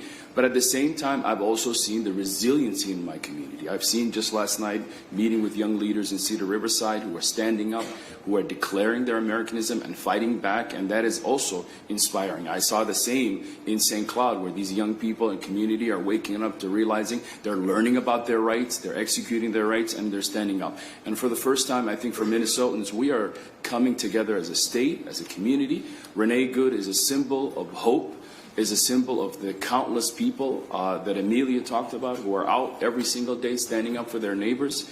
And many people across this country do not know how great Minnesota is. And my father always says that we came to a cold place, but we found a place with people with warm hearts, and that is true. And so we are coming together in this moment in such big ways. Thank you. Thank you, Representative Omar. I now recognize the Democratic House Whip, Catherine Clark from Massachusetts. Thank you so much, Madam Chairwoman. Ms. Patty, I just wanted to go back because you weren't, but you were shackled. Is that correct? Correct. I was put into ankle shackles. And could you just briefly go over again what exactly you were arrested for? You were in your car. Did you ever get out of your car? Ms. Clark, no, we did not. We did not get out of our car. We were blowing our whistles. We were honking our horn a bit. So blowing whistles, honking your horn, pretty general First Amendment, low-scale activity. And that caused them to put tear gas through the vent of your car and then take out the windows to remove you? Is that what they did? Correct. Sprayed tear gas into the front windshield vent of the car and then came back, broke the windows without asking us to get out of the car, and then took us out of the car. Well, thank you. Thank you for sharing that, and thank you for being such a spokesperson for people who cannot come and be here and being their champion. Mr. Mayel, the state of the First Amendment here in Minnesota seems to be in crisis, and part of what we're seeing is we have a pretense, right, from ICE about why they're here. That is to do immigration enforcement. But as we are seeing this, 93% of the people detained have no violent convictions, and 65% have no criminal convictions at all. So what are we really seeing here? Is it simply an attack on First Amendment political speech that this administration does not agree with? I mean, what we are seeing, it's an unprecedented string of unconstitutional activity that affects the First Amendment, the Fourth Amendment, due process, equal protection. All of our rights are at stake here, and it's affecting all of us. So, what their intended purpose is for coming here and what they're doing here are two very different things. And I think everybody is seeing that. The world is seeing that. And particularly for protesters and observers and their First Amendment rights, you are allowed to videotape ICE. You are allowed to tell public officials that you don't like what they're doing. This is fundamental, basic principles of our American democracy that are being challenged at this point. Thank you. Chief McCarthy, another point of procedure. If someone was injured, shot during an interaction with police, isn't it absolutely fundamental to police training that medical attention will be immediately given to that person? Yes, thank you for the question. And yes, it is our duty to immediately get medical attention for anyone who is injured or saying that they are injured at the site of an arrest. And I did want to ask you briefly about what DHS is not doing. We've had 90% of their HSI investigators sent to now be part of this paramilitary ICE force. So they are not doing the cybersecurity, protecting our energy infrastructure, disrupting fentanyl pipelines, human trafficking cases. What will the impact be for security for people as this ripples through federal government? Thank you for that. There's no question there's an opportunity cost here, and that we are spending a ridiculous amount of resources and manpower in a state that has a very low percentage of undocumented people. And so my concern for security and safety is just what you mentioned, is that the very skilled HSI investigators are not on the front lines of our cybersecurity and our fraud. They're not engaging in those human trafficking cases that we see all too often at the border. And so I fear that progress on a national level will be set back, as well as at a state and local level. Thank you. Thank you, Whip Clark. I now recognize the House Democratic Caucus Vice Chair and a member of the Judiciary Committee, Representative Ted Lieu from California. Thank you, Congressmembers Jayapal and Omar, for putting together this important hearing. I have some questions for Mr. Mayel. The First Amendment to the United States Constitution gives the American people the right to peacefully observe ICE operations, correct? Thank you for your question. Yes, that's right. The First Amendment to the United States Constitution gives American people the right to photograph and film ICE operations, correct? That's correct. Okay. The First Amendment to the United States Constitution gives the American people the right to peacefully live stream ICE operations, correct? That's correct. Okay. I want to thank the people of Minnesota and the American people for exercising their constitutional rights. The Trump administration has sent a paramilitary force that is poorly trained, who cowardly wear masks, to states across America, including in Minnesota, to try to harass, intimidate, scare the people. And they want you to bend the knee and to yield. And the people of Minnesota said, hell no, we are not doing that. Every time ICE and Border Patrol engage in what appear to be abusive operations, more Minnesotans show up. Every time ICE and Border Patrol engage in what appear to be violations of federal law, more Minnesotans show up. Many of us here were at a meeting with the community leaders last night who said over 20,000 Minnesotans have now been trained as legal observers. And so, Ms. Maya, I want to ask you this question. When people photograph and film and live stream ICE, that tends to make them more accountable because they're being watched, correct? That's correct. And even more important, people are gathering and preserving evidence that can be used in future cases. Is that correct? That's right. I mean, it protects the right to photograph and video police conduct, and because it's the right to gather information about what public officials do on public property, and because it's about the right to record matters of public interest, which is being protected. I simply want to note that midterm elections are in less than a year. There will be new presidential elections in less than 3 years. The statute of limitations for violations of federal law is 5 years. And while this administration may not hold anyone accountable, I guarantee you a future administration will.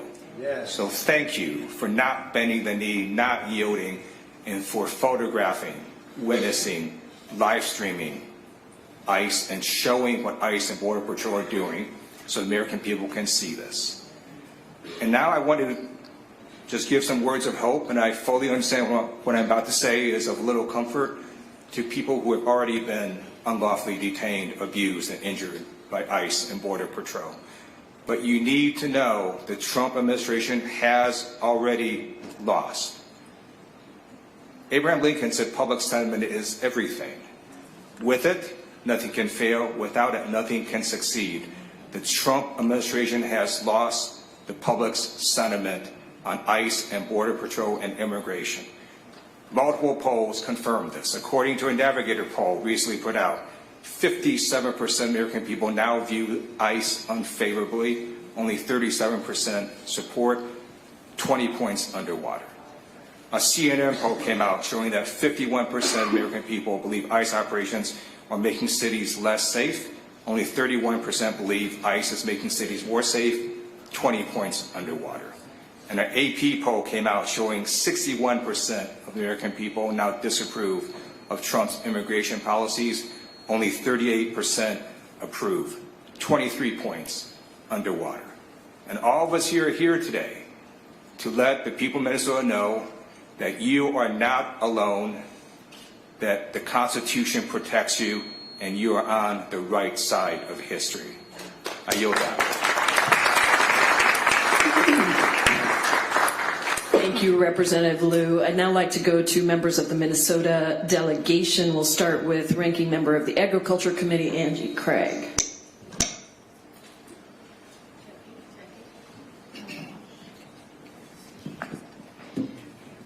First and foremost, thank you to the witnesses for being here this morning, and just extraordinarily grateful for the number of colleagues who have joined us in support in Minnesota today.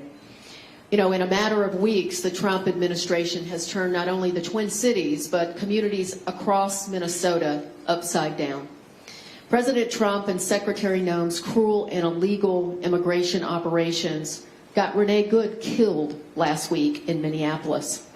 But this ICE activity is not confined to the Twin Cities.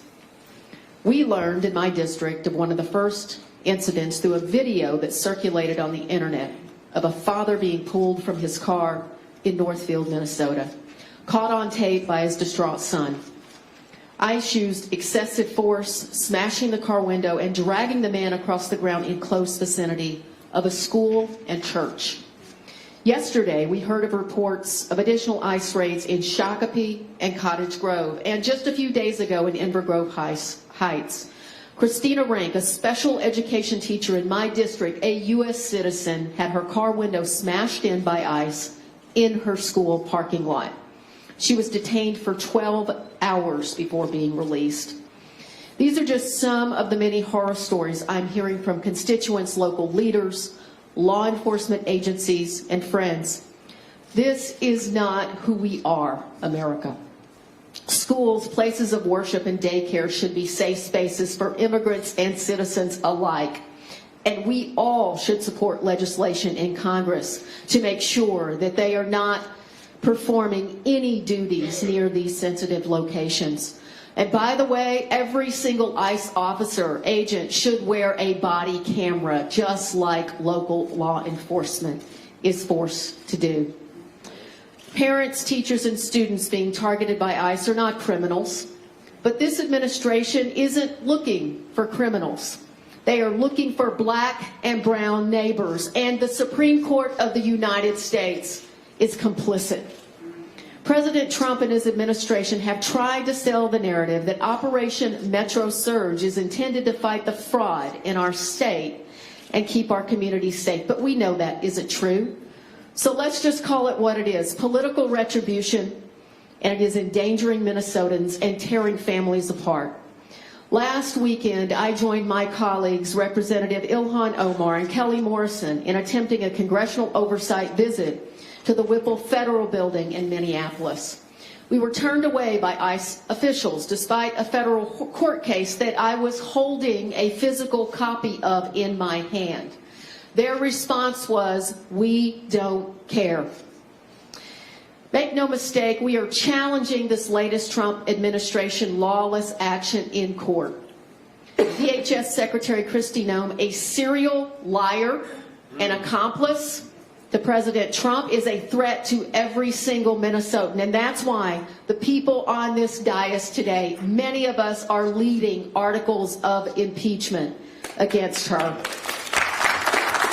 This administration isn't using the law. They're going outside the law. And look, if ICE agents want to point out that the woman who was killed, Renee Good, and her partner, Becca Good, are lesbians, to ICE, I say this state elects lesbians to the state house, the state senate, and to Congress from Republican districts. This is not who we are in Minnesota. I'm sorry I don't have much time, but Chief, you are from my district. We are so proud to have you here today. Your leadership is extraordinary. Tell us what tactics they are using, that you see them using, that we would never use in local law enforcement. Thank you, ma'am, for that question. The first and most obvious is hiding your identity, masking, not wearing a nameplate, and not giving name and badge number when asked to do so. From the videos I've seen, some members of ICE don't have any training or access to intermediate force weapons, where they are moving right from talking to pointing guns at people who are not armed. We're seeing just the poor tactics of how they present themselves with items in their hands that are non-essential, to the way that they speak to the people that they deal with. If any law enforcement officer in Minnesota engaged in those tactics, they would be held accountable both at their local level and at the state level. Chief, thank you. And with that, I yield back. Thank you, Representative Craig. Now I'd like to recognize Representative Morrison, also from the state of Minnesota.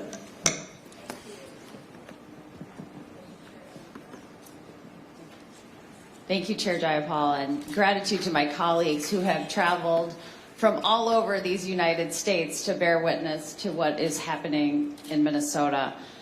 I want to express my deep gratitude to the witnesses for sharing your testimony. It's been an incredibly difficult time for Minnesota, and especially perilous for Minnesota's immigrant communities and communities of color.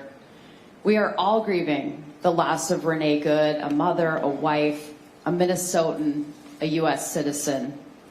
Over the last 10 days, this tragedy has rocked our country to its core. In pursuit of a perceived political win and a desperate distraction, the Trump administration and Kristi Noem have unleashed an unprecedented, reckless operation. The sheer number of ICE agents terrorizing our community in their homes, on our streets, in our schools, in our places of worship, grocery stores, and even our hospitals is unacceptable. They're using increasingly aggressive, excessive, and lethal force against Minnesotans, undermining public safety and violating fundamental rights. We've repeatedly requested that the administration increase transparency and communicate with state and local officials for the safety of the community. But time and time again, the administration's response has made it abundantly clear that public safety is not their priority. When my colleagues and I visited the Whipple Detention Center to exercise our legal right and constitutional duty of congressional oversight, we were unlawfully denied access. In the wake of Renee Good's killing, state officials at the Bureau of Criminal Apprehension expected the same collaboration with federal officials that they experienced following similar tragedies like the mass shooting at Annunciation Catholic School and the assassination of Speaker Melissa Hortman and her husband Mark Hortman. Instead, the FBI has shut them out, and now pressure from Trump's DOJ to pursue Renee Good's widow has triggered a mass exodus in the U.S. Attorney's Office. The administration's pattern of behavior flies in the face of the values foundational to our democracy and to our country. Federal agents swore an oath to our Constitution and should be above reproach, and the checks and balances of our co-equal branches of government are indispensable to upholding the freedoms guaranteed by our Constitution. As a physician, I have a sacred duty to care for my patients and uphold my oath to do no harm. So it was especially outrageous and painful to see that in the aftermath of the shooting, Kristi Noem's ICE agents denied Renee Good access to available medical care. It's abhorrent to hear the many stories that have emerged, like the story of the Minnesota family that had to have 3 of their 6 children hospitalized after ICE agents threw flashbangs and tear gas. Their 6-month-old infant stopped breathing and lost consciousness. The stories that are emerging on a daily basis are indefensible, and the cruelty of the Trump administration's response to this ongoing tragedy is truly shocking.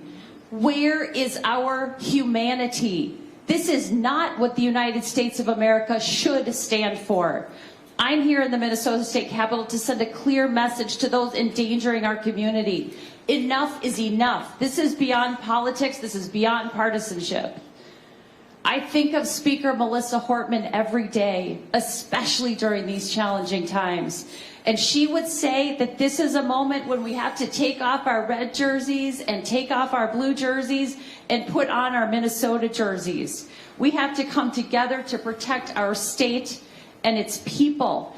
So I extend an urgent plea to Minnesota's congressional Republicans to finally side with the people of Minnesota, stand up to this president, protect our communities, and restore peace. We have a congressional responsibility and a moral obligation to see that justice is served and our community is protected. I see that my time has elapsed.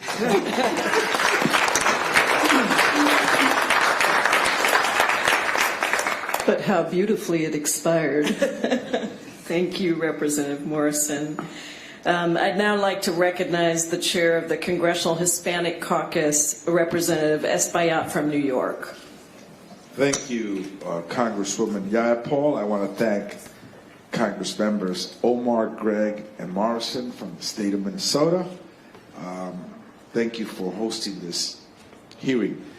ICE shows up in cities across the country uninvited, masked, anonymous, no first name, no last name, no shield number. ICE summarily denies people their fundamental rights, stopping, cuffing them, arresting them, detaining them, and deporting them. Green card holders, TPS recipients, DACA recipients, farm workers, and even U.S. citizens with no criminal record. ICE illegally denies us, members of Congress, the right to exercise our oversight powers by denying access to detention center. ICE has shifted to community-based arrests in public places and work sites by 255%. ICE violates sensitive locations, places of worship, schools, and hospitals. ICE engages in deadly force, shooting and killing Americans, such as the tragic shooting of Renee at point-blank range. ICE is an aggressive, violent weapon. In fact, it has turned to be a deadly weapon. ICE must be dismantled. So my question to each one, a yes or no question. Mr. Mayo, do you think ICE should be dismantled, yes or no?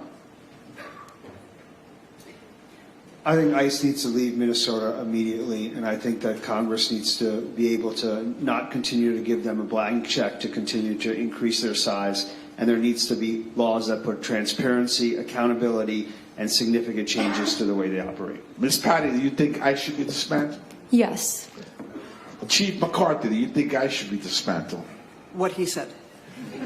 Ms. Gonzalez-Avalos, do you think ICE should be dismantled? We need safety and security, and that's not what ICE does. Mr. Hussein, do you think ICE should be dismantled? Yes. ICE must be immediately dismantled, and sensitive measures must be taken up, like unmasking agents, respecting sensitive locations, implementing a body camera program, adhering to comprehensive training that restricts deadly force and ensures mental fitness, enhances background check, and improving hiring standards. But it is a deadly weapon. The testimonies that we've heard here today is that ICE has become violent and deadly across America. Ms. Gonzalez, I want to ask you, because I heard from some of my colleagues that were asked, they have gone after the Somalian community here. Many in the Somalian community, as we heard testimony today, are already U.S. citizens. And that a good number of the people arrested and on their way to deportation are Latino men. So I want to know if you have any numbers to share with us, or what is the status of that? Well, we don't have precise numbers because they don't want the traditional ways in which we could do visitation, in which our Congress men and women from the state could help us finding data are not longer available. But what we see on the ground is that ICE officers choose ethnic corridors where Latino and Somali communities live together. They have also unlawfully arrested Native Americans, Indigenous, Lakota, and Anishinaabe citizens of Minnesota Makoke, and the racial profiling that goes onto that has not been an exception of the power that they use on the ground. We believe that the vast majority of the people that they have detained to this day are indeed Latinos, but it's predominantly men, but they have arrested women, they have arrested children, and some of the women that they have arrested are also pregnant. Thank you so much. Thank you. Thank you. Thank you, Representative Espaillat. I'm now going to go to members of the House Judiciary Committee, and we're going to start with Representative Hank Johnson from Georgia. Thank you, Representative Jayapal, and I thank you and Representative Omar for holding this very important hearing. And I want to thank all of the people for coming out today. I want to thank our panelists for their testimony. I am in awe of the courage, the unity, the fortitude to resist, and the warmth of the hearts of the people of Minnesota.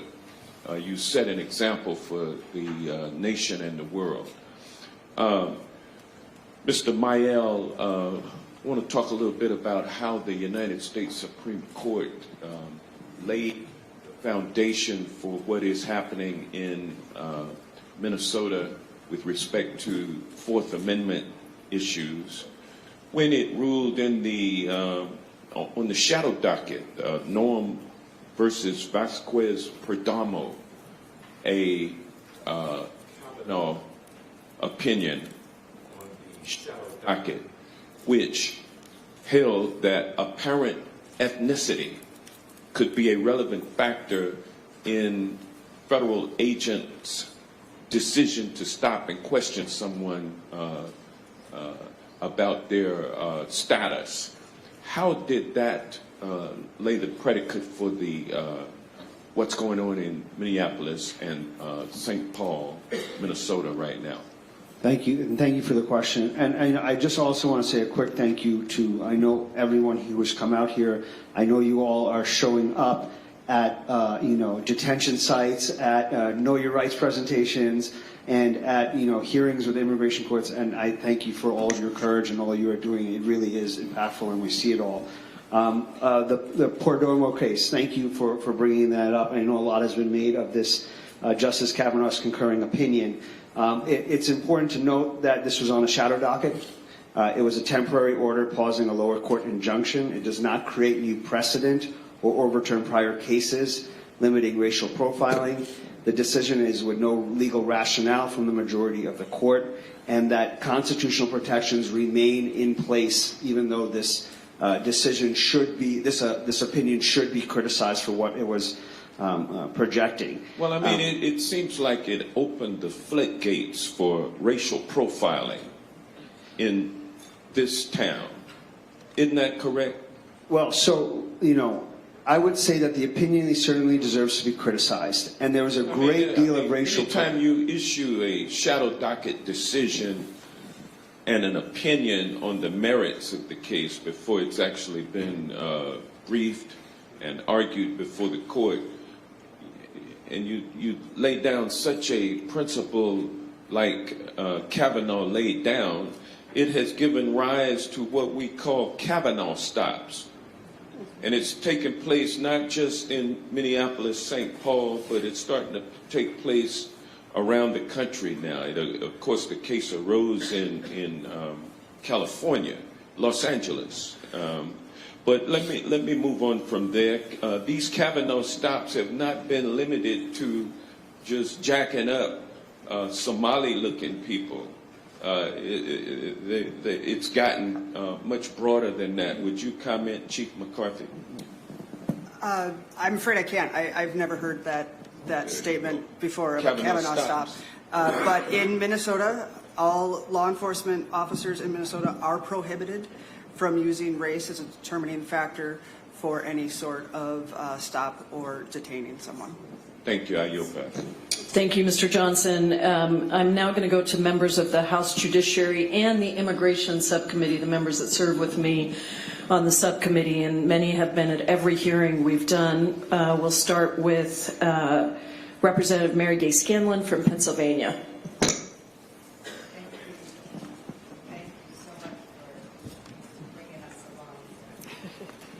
Thank you. Look, 9 days ago, the nation was horrified to see almost in real time the shooting death of Renee Good, 37-year-old mom, a U.S. citizen, at the hands of federal agents.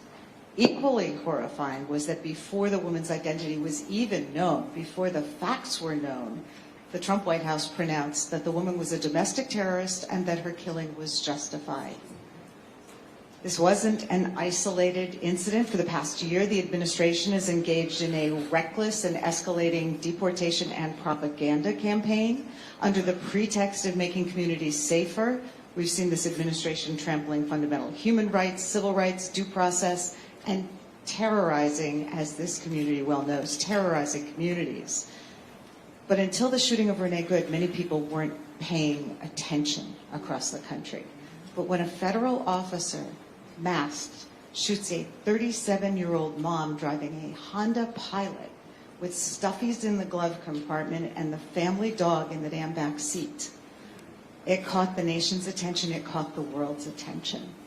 My colleagues and I are here in Minneapolis because it's important for all Americans to know the facts, to understand the gravity of what's happening here and why we should all be concerned.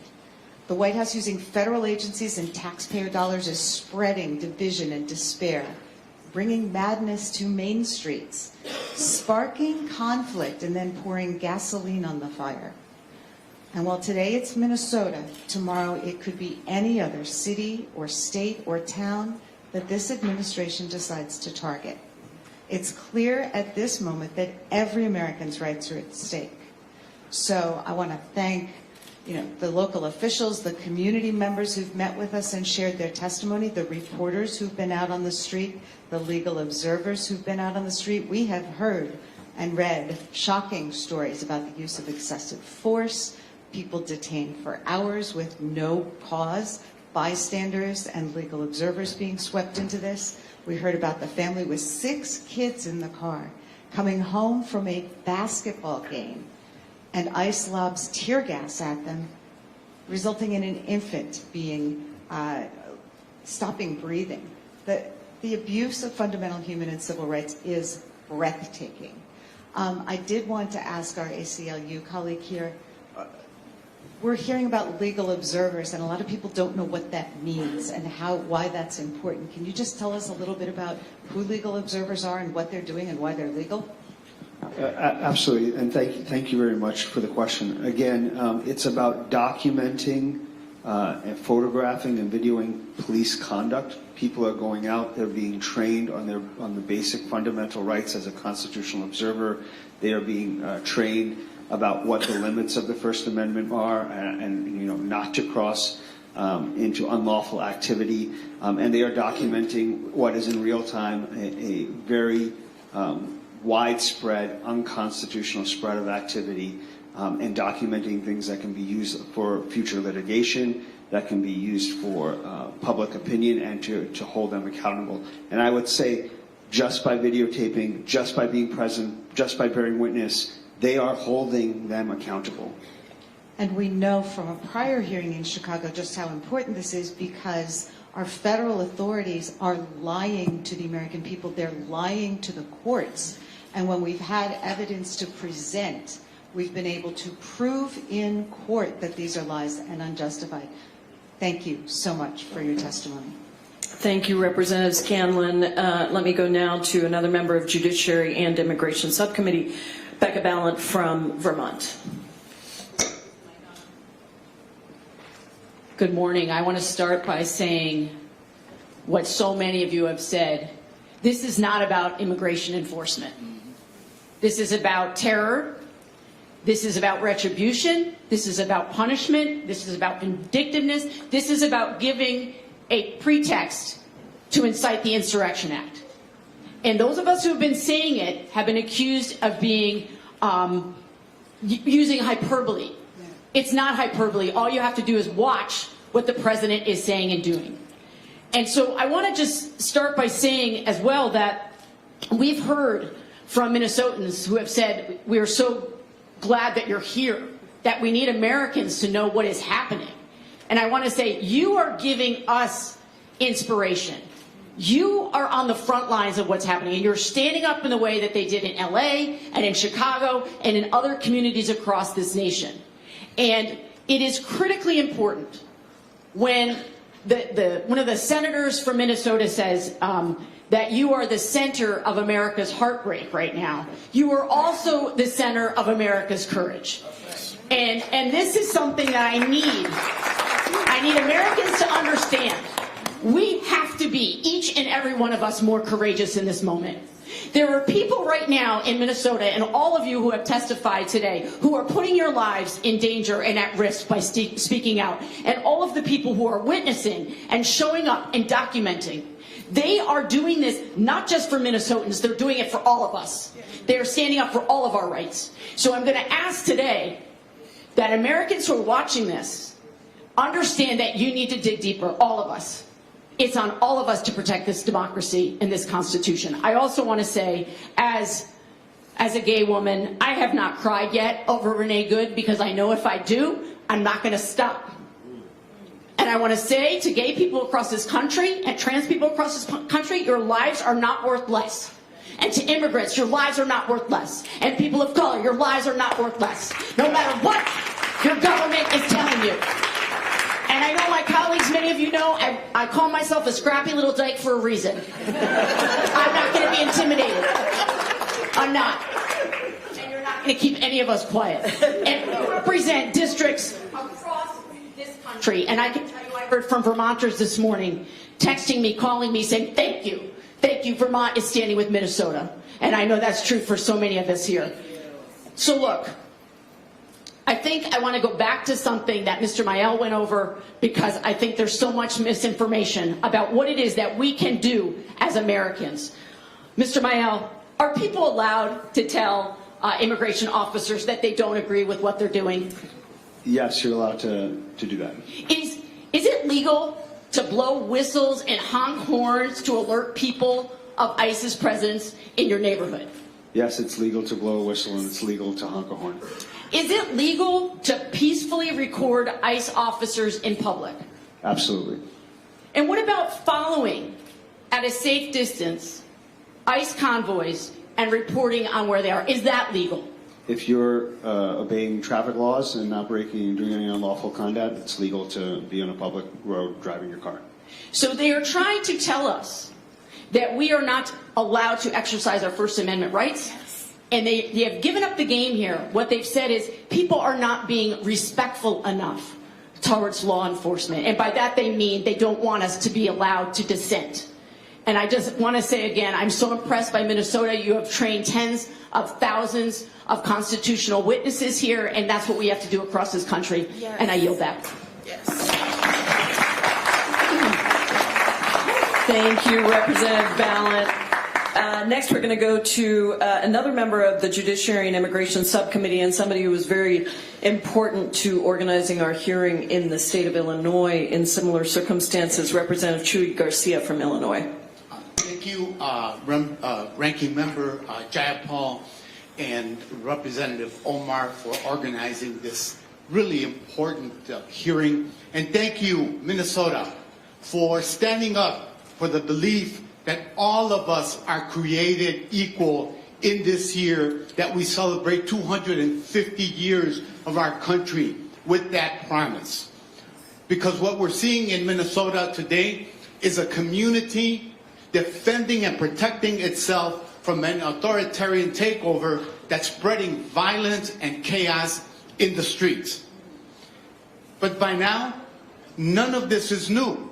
The federal government lawlessly invaded Chicago last year, sowing terror, and in my district was the epicenter of their campaign of terror across the Chicagoland area.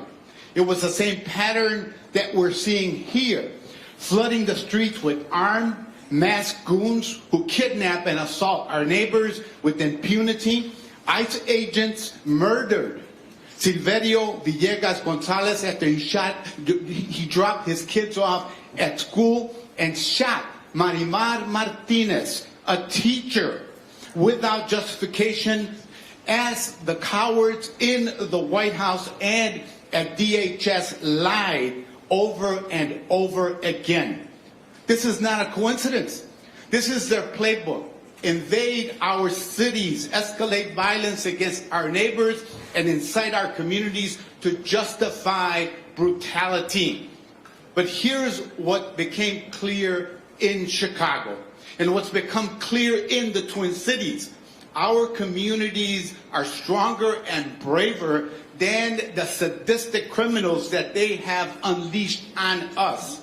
In Chicago, our long-standing coalition of community groups has mobilized to protect our residents and to make sure that they know their rights. You're doing that right here. And we've seen a lot of that organizing and mobilizing right here. No matter how much Trump and his cronies lie, rapid response networks keep our communities safe. They represent the strength and resilience of our people and in the face of government brutality. Thank you for protecting my two grandchildren in Minneapolis, my son and his daughter, and all of their neighbors. Ms. Gonzalez-Avalos, thank you for being here today. Did you follow the events in Chicago last year? Which, the congressional hearing in Chicago? No, the occupation Yes. of ICE and CBP. Yes. Did you ever think that that would happen here? That was one of my worst fears, yes. Did you begin to prepare for the possibility that this could happen here? Yes, sir. Do you feel a sense of strength and bonding with the Somali community, with the Eritrean community, with all of the immigrant communities here? 100% they're our siblings. And do you feel like Minnesota is standing with you? 100%. Are you stronger today than you were last year when all of this terror began? Yes, sir. And I think that is what we want America to see, to witness, and to feel, that it's going to take an effort by each and every one of us, the humble, the meek, the shy, to come out and to exemplify what our nation and the promise of equality is all about. And that's why we stand with Minnesota today here in the Twin Cities. Thank you so much. Thank you, Representative Garcia. We'll now go to another member of the Judiciary and Immigration Subcommittee, Representative Jasmine Crockett from Texas. Thank you so much, Madam Ranker, and thank you so much to our amazing colleague, our amazingly strong colleague. I've heard so much, and I have prepared remarks, and if you know anything about me, you never know where I'm going. And frankly, I don't either, because I have already cried this morning. And, you know, so I'll just start here. As a civil rights lawyer, I'm incensed. As an American, I'm embarrassed. As a human, I'm infuriated. And as a member of Congress, I am immovable in my pursuit of accountability. You see, right now, people want to pretend as if this is right or left, but I'm here to tell you that this is about right or wrong. And it is very sad that the only people that are sitting here are members of the Democratic side. So I guess we just want to stand on the side of right. For once, we will be associated with being right instead of left. Because my question to any of you, and I just go down the line and ask you, is it right or wrong to arrest someone because of the color of their skin? Absolutely not. Is it right or wrong to arrest somebody because of their accent? Wrong. Is it right or wrong to arrest somebody because they were exercising their constitutional rights? It is wrong. Is it right or wrong to arrest somebody because they simply disagree with you? It's wrong. All right, so it seems like y'all all went to elementary school and y'all can tell right from wrong. I'm not really sure what is going on with ICE right now, but I can tell you, and as we heard earlier, this is pure racism. I don't know why we want to tinker around with it and pretend as if it's something other than what it is. I like to call a thing a thing. And he has told us time and time again who he was when he talked about certain people being from certain shithole countries. Those are his words. The only reason I'm cussing in this moment. when he said things like, they are eating the cats and dogs. We knew exactly what we were getting, and some people are saying, I don't know how we got here, but I do. Because we know that dehumanizing, I believe that you said something to the effect of cruelty and humiliation are the point. That's what you said, Miss Patty. Because when we look at other places, say places that did things like, oh, you know, go door to door, looking for people, as they had to hide out, say in an attic. Does that sound familiar to anybody? Or the images that I have seen of people being attacked by law enforcement, whether we're talking about dogs or fire hoses, it seems very reminiscent of something that we have seen before in this country. And then people get offended and try to say I'm too black, but the reality is that y'all never let the fact that I am black go. So I'm going to be clear about one thing. I know my good black history. And so when I look and I say, and I will say it loud and proud because the DH secretary had a few choice words for me, but this looks like modern day slave patrols. And they have been sanctioned by this Supreme Court. Whoever thought we would live in a country that progress looks like having a Supreme Court that says, yes, it is okay to look at somebody or to listen to their accent and give permission to grab them. The last time that I checked, ICE is only supposed to be doing immigration enforcement. And right now we have a record number of U.S. citizens that have not only been arrested, but as we saw with Renee, that have been killed, that have been maimed, that have been bullied, that have been brutalized, that have been unlawfully arrested. Y'all, we are living with an abuser right now. That is who Trump and his administration is. And frankly, I think we all have a little bit of PTSD. But if you know anything about a domestic abuser, the one thing about them that you need to know is that they are some of the biggest cowards that you will ever find. What they can't stand is when you actually fight back. And so thank you so much for everybody in Minnesota. But it is time for our entire country to stand together. Because if you don't recognize that we are all in the same sinking ship, whether you are black, white, Latino, African, whoever you are, the reality is that we have an administration that has decided that they are going to ignore our constitutional rights, and we will not stand for it. Otherwise, our democracy will fall. So I just got this to say because she is flanking. Thank you, Representative Crockett. We got some people that got to make some planes, so thank you so much.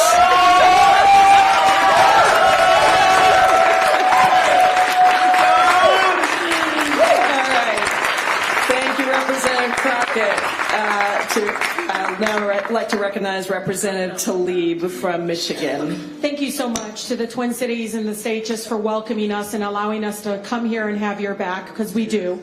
I don't want you to think that everyone in the United States Congress and the Senate agrees to what is happening to all of you and your families and your neighborhoods and your communities. You all deserve to be safe no matter your ethnic background, your faith background, your sexual orientation, where you live, or any of that.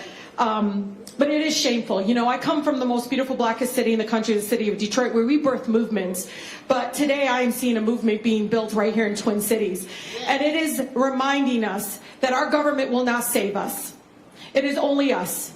We've been taught through history of that. You see our corrupt Supreme Court literally enabling and emboldening the fact that they can now go around and racially profile and target people based on what they look like and where they work. I do want to share this and ask some of the directors.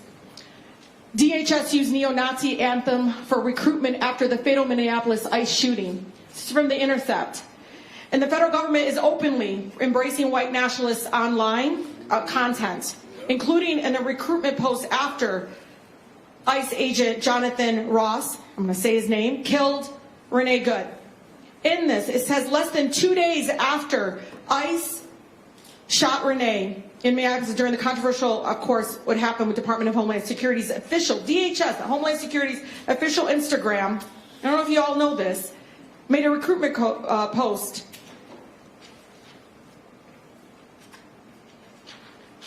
We'll have our home again. Attaching a song, same name by Pine Tree Riots.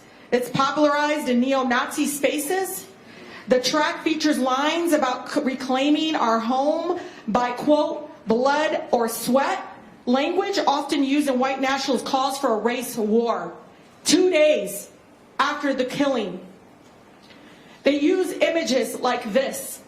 You can't see this to the directors. I'm going to ask you, it says invasion here. It says America needs you to join ICE now. Look at this image. Who do you think they're trying? How about Director Mayhel, Gonzalez Avalos, and Director Hussein? Who do you think they're trying to recruit for ICE right now? White supremacists. Okay, how about you, Director May? What do you think this evokes? Who do you think wants to join this? What does this mean? I mean, it's absolutely terrifying, right? The accountability, the training, who is coming towards that, who's going to want to join that. And I think it is an absolute product of the $170 billion that they are looking to spend and fill and use. And as they ask for more money now, there really needs to be restrictions on how all of this is done. We'll have a home again. Like, this is, Patty, look at this. We'll have our home again. What does that evoke in you when you see this? It literally, when I see it as a Muslimah, as a Palestinian, as a child of immigrants, I see that this is something that is evoking, like, I'm not welcome here. It is very clear what is intentionally happening here, and I think I want my colleagues to know this. In Southwest Detroit, where I was born and raised, we've been complaining about ICE since 2010, even since its inception. The fact that we had passed policies to tell them not to do ICE actions in front of schools, health centers, funerals. We got Obama administration to do that, but still we had violations to their own policies. This is an agency that is reeked of this. And when Speaker Johnson, and Chair Jayapal knows, when Speaker Johnson says ICE is doing what it was created to do, remember this when the funding comes up next week. Thank you, and I yield. Exactly right. Thank you so much, Representative Tlaib. We'll now go to Representative Shelley Pingree from Maine for 4 minutes. Thank you very much. I'm really proud of all my colleagues for being here today, and particularly honored to be here with all of you in Minnesota. I was born in Minnesota. I lived here until I was a teenager. Some of my family is here with us today, and almost all of my family still lives in Minnesota. So yeah, sure, you betcha. Glad to be with you. But I am a Mainer through and through, and we are here today in particular because we are very worried about what's about to happen in our state. We have no idea why we have been targeted as the next state, but our state has been on alert for the last few days. ICE agents are starting to move into hotels, and all the rumors have them starting their operations in the next few days. So while I would like to talk to you a lot about the state of Maine, I really want to use my time to hear your advice to us. What would you be doing if you knew it was about to happen? In our state already in the past few days, we've heard from employers, we've heard from schools where people are already afraid to send their kids to school, workers who are afraid to go to work, employers who are worrying about it. So, I would love to rant and rave about what's going on right now and how awful it is. But please, just give us a few moments. You have done so much and impressed us all so much. So could you just go down the line and say, if you knew this was about to happen next week, not talking about the past, what are the most important things we can do to help our citizens and help prepare for this?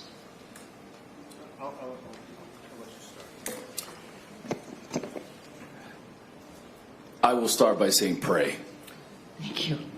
I think in this moment, I call upon our nation and everyone to pray for our nation, because we call on the higher power to intercede with divine intervention in this moment.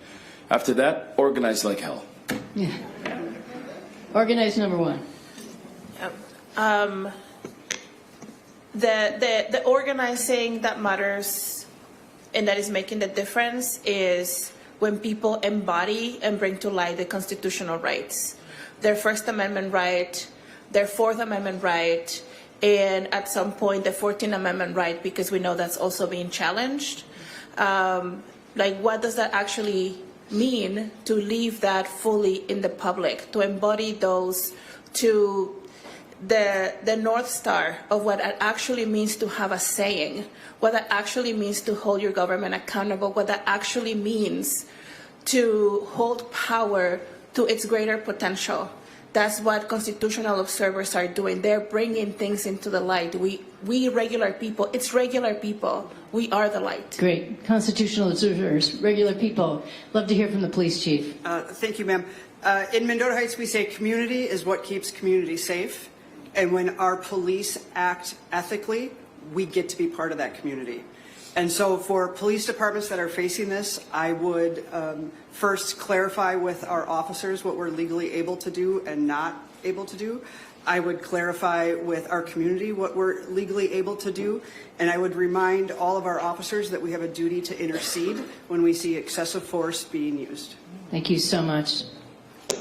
Ms. Patty. I would encourage people to start talking to their neighbors, get to know your neighbors, get localized on the, or organized on the hyper local level, start donating to funds, mutual aid funds to get supplies and food to people when people of color are needing to shelter in place, start getting school parents to organize when to do patrols around each other's schools, because it's part of defense, but also the fabric, the social fabric that is building is going to help us for the long haul in this fight against fascism. ACLU. Know your rights, find your community, exercise your rights, and the ACLU has litigated these issues, warrantless searches, racial profiling, targeting protesters, observers throughout this country, and we will continue to do that. Thank you all for taking the time to be here with us. My staff and my team back in Maine is already working very closely on this, but we're going to continue to stay in touch with all of you because we've learned so much from what you've already done in this difficult time, and we're all here to fight back because this is not the American way. Thank you so much. Thank you, Representative Pingree. Next we'll go to Representative Gwen Moore from Wisconsin.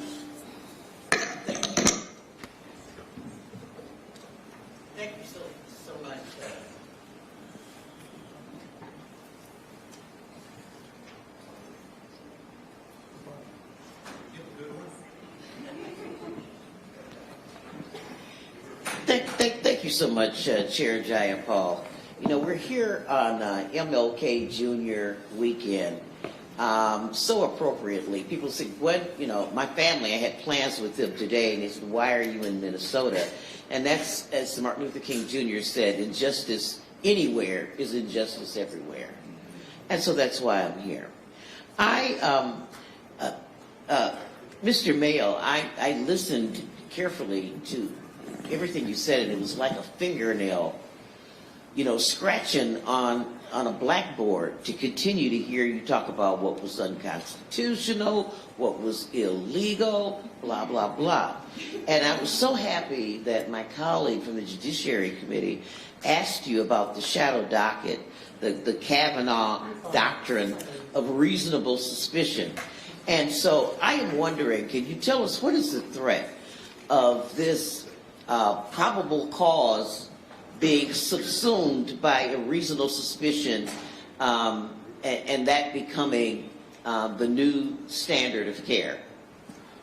Well, thank you for your question. I should say, these issues are being litigated currently, but I would say probable cause is a standard. Reasonable suspicion is not the standard. What was his raison d'etre? I didn't read it. I'm not a lawyer. I feel nervous that the Supreme Court justice even came up with this, and I'm fearful. And so I understand. I don't want to minimize at all how powerful rhetoric is from federal officials, from the top of the administration, to incite and to demonize and to create an environment of hostility. But I also do not want to give a single justice's concurrence opinion in which no other justice joined in a case that has very early in litigation too much weight. Because racial profiling is not allowed. Race alone cannot justify or stop, and we will continue to litigate that, and we are confident that we will be successful. I was sitting next to Representative Jayapal before she left, and she shared with me an article that she put on display here. And I know one of them had said, one of us, all of you. And I noted that the criminal activity that's been unearthed here in Minnesota among Somali people is like 1/10 of 1% of the Somali community. And I'm wondering if that is is that a legal standard that we can expect to be adopted in other places, and also by law enforcement in places that are not in Minnesota. Which legal standard did you ask? Well, it's one of us. What does that remind you of? One of us, all of you. Oh, I think I understand your question. I mean, some of the language and the kind of the message that we're hearing, there is explicit, there's even more explicit racial animus coming. We don't, that we have heard coming directly from the president's mouth. Right. Let me ask Chief. Let me ask Ms. Gonzalez, the 26,000 trained observers. I just need to give you my cell phone number. I'll do that. Chief McCarthy, you just said a moment ago that are you able to protect citizens from ICE, or do you have to stand down when they're making their arrests? Thank you for that question, ma'am. We cannot interfere in a lawful arrest, and we have no authority or ability to force them to answer our questions. We are in a position in the Twin Cities, and I know it might be different outstate, where we're not even being informed of these activities. So we find out about them after the fact. But we have to treat any law enforcement agency as if it's acting lawfully and ethically, and that is the pinch that we are in right now. Thank you. My time has expired. Thank you. I yield back. Thank you, Representative Moore. Now like to go to Representative Val Hoyle from the state of Oregon. I've spoken to many members and leaders in municipal law enforcement. I've spoken to many members and leaders in municipal law enforcement, and they're watching what's happening in Minnesota, and they're extremely concerned about what's going to happen in their communities. Now, I don't represent Portland, Oregon, but it's clearly high on the list of targets of for the Trump administration.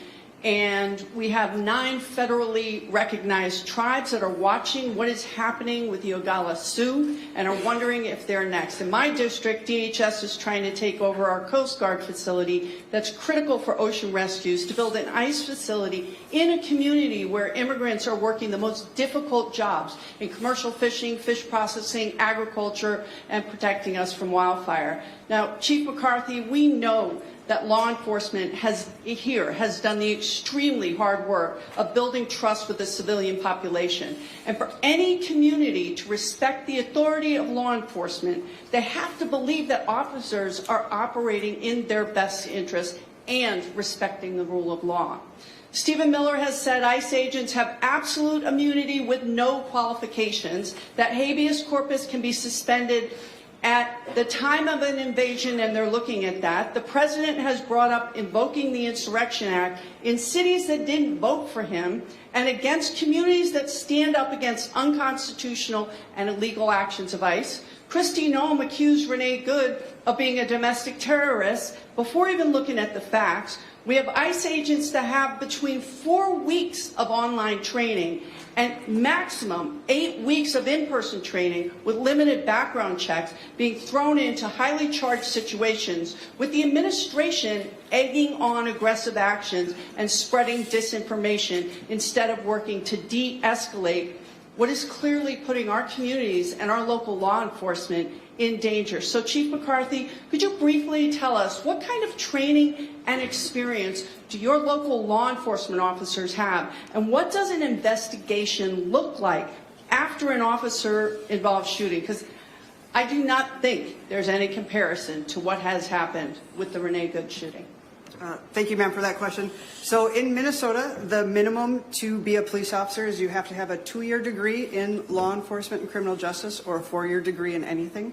Once you've obtained that degree, we go through a skills-based program that is supervised by the state, and that's anywhere from 3 to 6 months. Then you are eligible to be licensed. Once you are eligible to be licensed, you can then apply at police departments who do a rigorous psychological and background check. Once that is done and you are hired, You then go through a training period, which again is another anywhere from 3 to 6 months, with a minimum of 1 year probationary period. As far as after a use of force, an officer-involved shooting, it is very, very important that we do not comment, we do not guess as far as a justification or not a justification. You never want to color an investigation, as difficult as it is to not react to what you see. Professionally, it is very, very important that you don't give an indication if something is justified or not justified until all of the facts are brought in. It's very thorough, and only then does that legal determination get made at the end of a thorough investigation. All right, thank you very much. Know that we're standing with you, and the Trump administration's use of force was meant to get people to back down, and the longer that you can stand up with our support, the better chance we have of making sure that this stops. We stop this in its tracks. Thank you all for your words. Thank you, Representative Hoyle. I'd now like to recognize Representative Glenn Ivey from Maryland. Thank you. Now, you run pretty fast there. I want to thank Representatives Jayapal and Omar for putting this together. I want to thank the witnesses for not only testifying today, but the outstanding work you're doing in the community. I guess I want to comment directly to ICE officers today, because as Representative Hoyle said, there are members of the administration telling them they have absolute immunity, J.D. Vance and Stephen Miller and the like, and they certainly are acting like it. You know, we've seen the 16 shootings, obviously a fatal shooting here in Minneapolis. I think the mayor testified there have only been 4 shootings here. 2 were done by ICE officers. And based on what I've seen and heard, including some instances in my area in Maryland, they're acting like they're above the law. And I want to make sure that they understand they're not, because we can prosecute these guys, and we do. And the reason we know that's true, I was a former prosecutor, federal and state. We put some of these people in jail before. Derek Chauvin's in jail right now because he broke the law, and he's been held accountable for that. And we can and will and must do that again. Now, I think some of them think that they can be protected. They're wearing these masks, but that's not going to protect them. They think that Trump can protect them because he can pardon them. But guess what? You get convicted in state court, you're staying in jail. He can't pardon you from state court. And just because you're an officer, just because you're wearing camouflage, that doesn't protect you either. And I don't care what Kristi Noem says when she starts attacking these, victims of these shootings. Character assassination won't protect you either. And Bondi, you cannot hide the evidence from the state prosecutors like Keith Ellison right here in Minnesota. We're going to get it. We're going to get the information. We're going to move forward with these prosecutions. And to the ICE agents out there who continue to break the law, you might end up being Derek Chauvin's roommate, or cellmate, I should say. You get those 3 hots in the cot. Might be federal, might be state, but you will be held accountable. No question about it. Ted Lieu mentioned earlier, this administration will be gone in 3 years. There's a 5-year statute of limitations. Even if Trump tries to pardon him preemptively, states can still go after him, and they will. And I just want to make sure, too, that we get this out there as well. This is important for everybody to know across the country. Because I know a lot of the protesters that are out there, they're concerned, they're scared that there will be no accountability, but there will be accountability in these cases. We're going to make sure that that happens. And we're going to go back to Capitol Hill, and we're going to press our colleagues, our Republican colleagues, to stand up for accountability, too. They've been ducking and dodging. On the Judiciary Committee chairman and Oversight Committee chairman, the Homeland Committee, they're trying to act like this isn't happening, but they cannot avoid, they're going to have to see the horrific violations of the Constitution and the loss of life that's been going on here in Minnesota and across the country. I'm the lead sponsor of the George Floyd bill. That's another piece of what we need to do to get done, because we've got to make sure we expand liability. That's right. He died just a short distance from here, and just 5 years ago. We've got to complete the work that began with his death. He did not die in vain. We're going to make sure that we hold people accountable. We're going to get the job done on Capitol Hill. and I know it's going to happen here in Minnesota. So I yield back. Thank you so much, Representative Ivey. Next, let's go to New Jersey. Representative Rob Menendez, you're recognized for 4 minutes. Thank you, Ranking Member Jayapal and Congresswoman Omar, for your leadership in convening this important hearing. And thank you to all of our witnesses for being here today and for showing up every day for your communities. What we've seen unfold in Minnesota is the latest escalation of one of the most egregious attacks on due process, rule of law, and immigrant and human rights that our nation has ever experienced.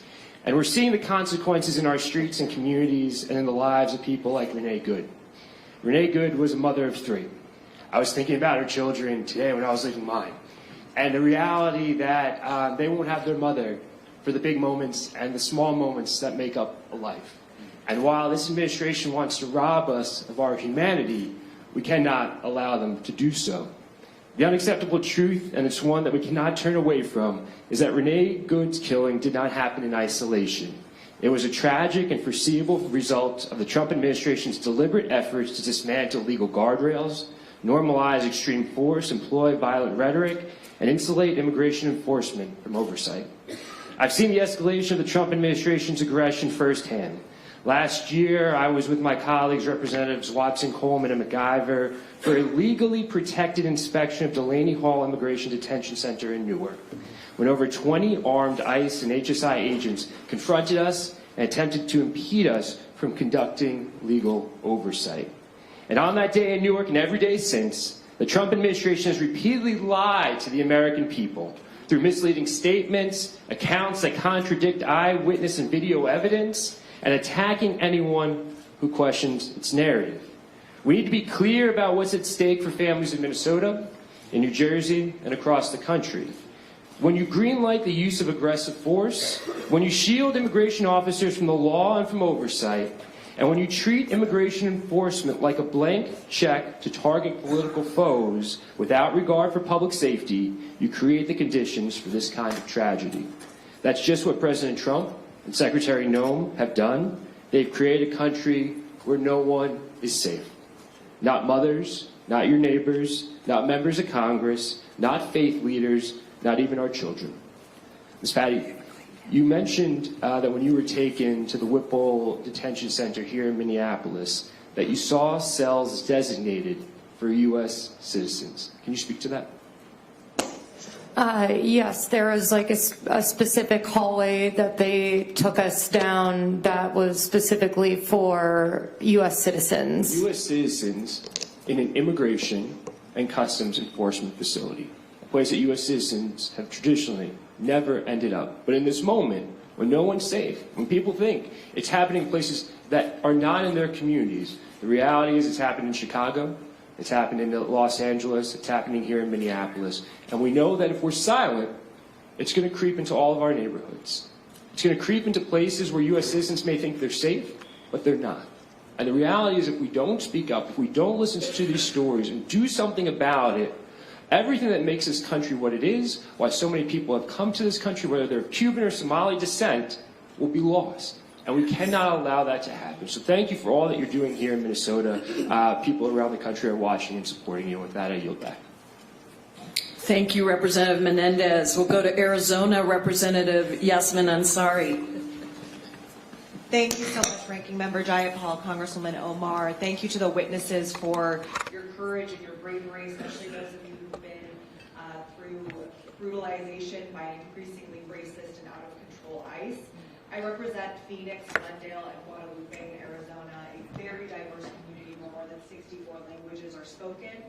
Our community has been terrorized by ICE as well, and watching what's happened here in Minnesota and some reports coming out saying that ICE may ramp up in Phoenix. My constituents are very, very worried. We've had many of my constituents taken by ICE. A DACA recipient was detained on Christmas Eve while doing Christmas shopping.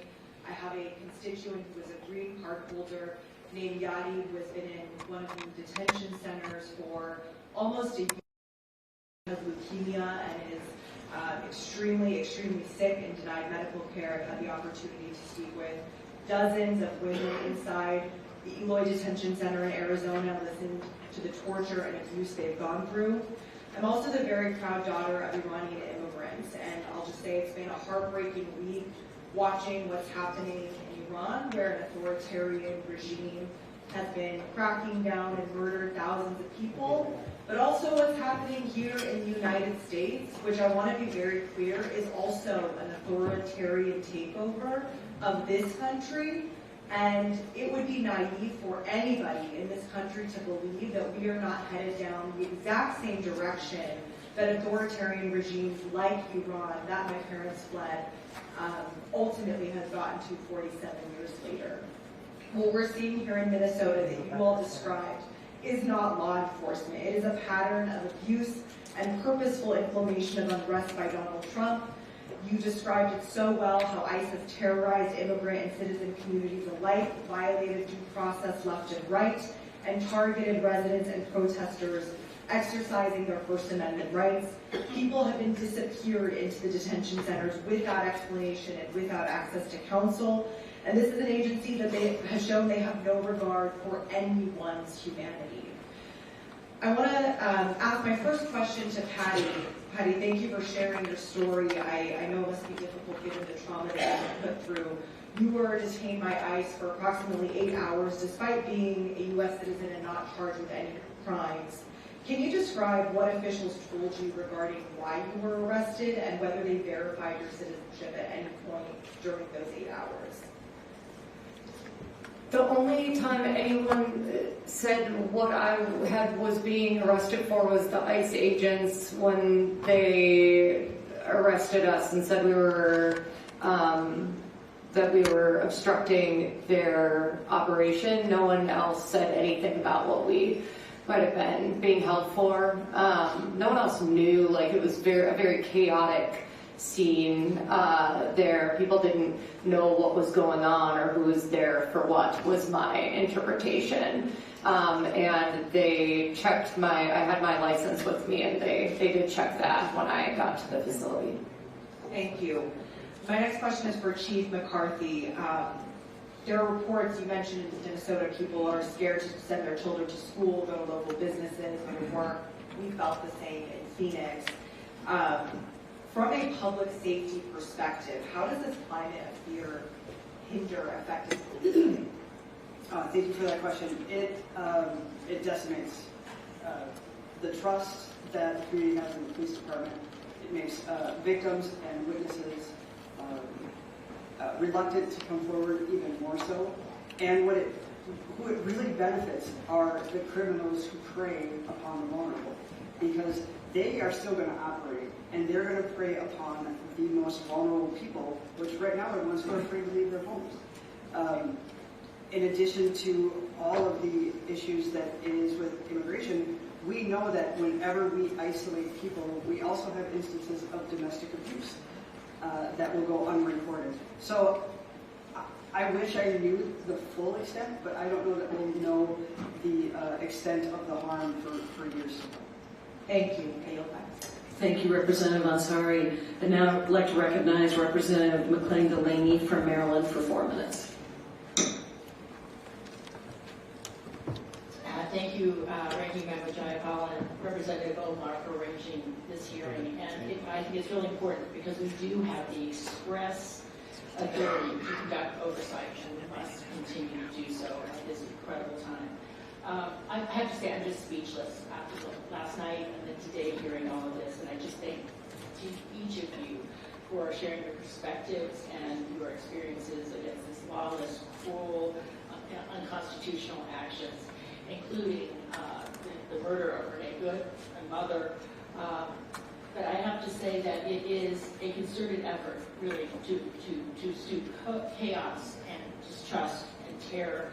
And it is something that is not only undermining our public safety, as Winnie said, our very democracy itself, but what did give me unbelievable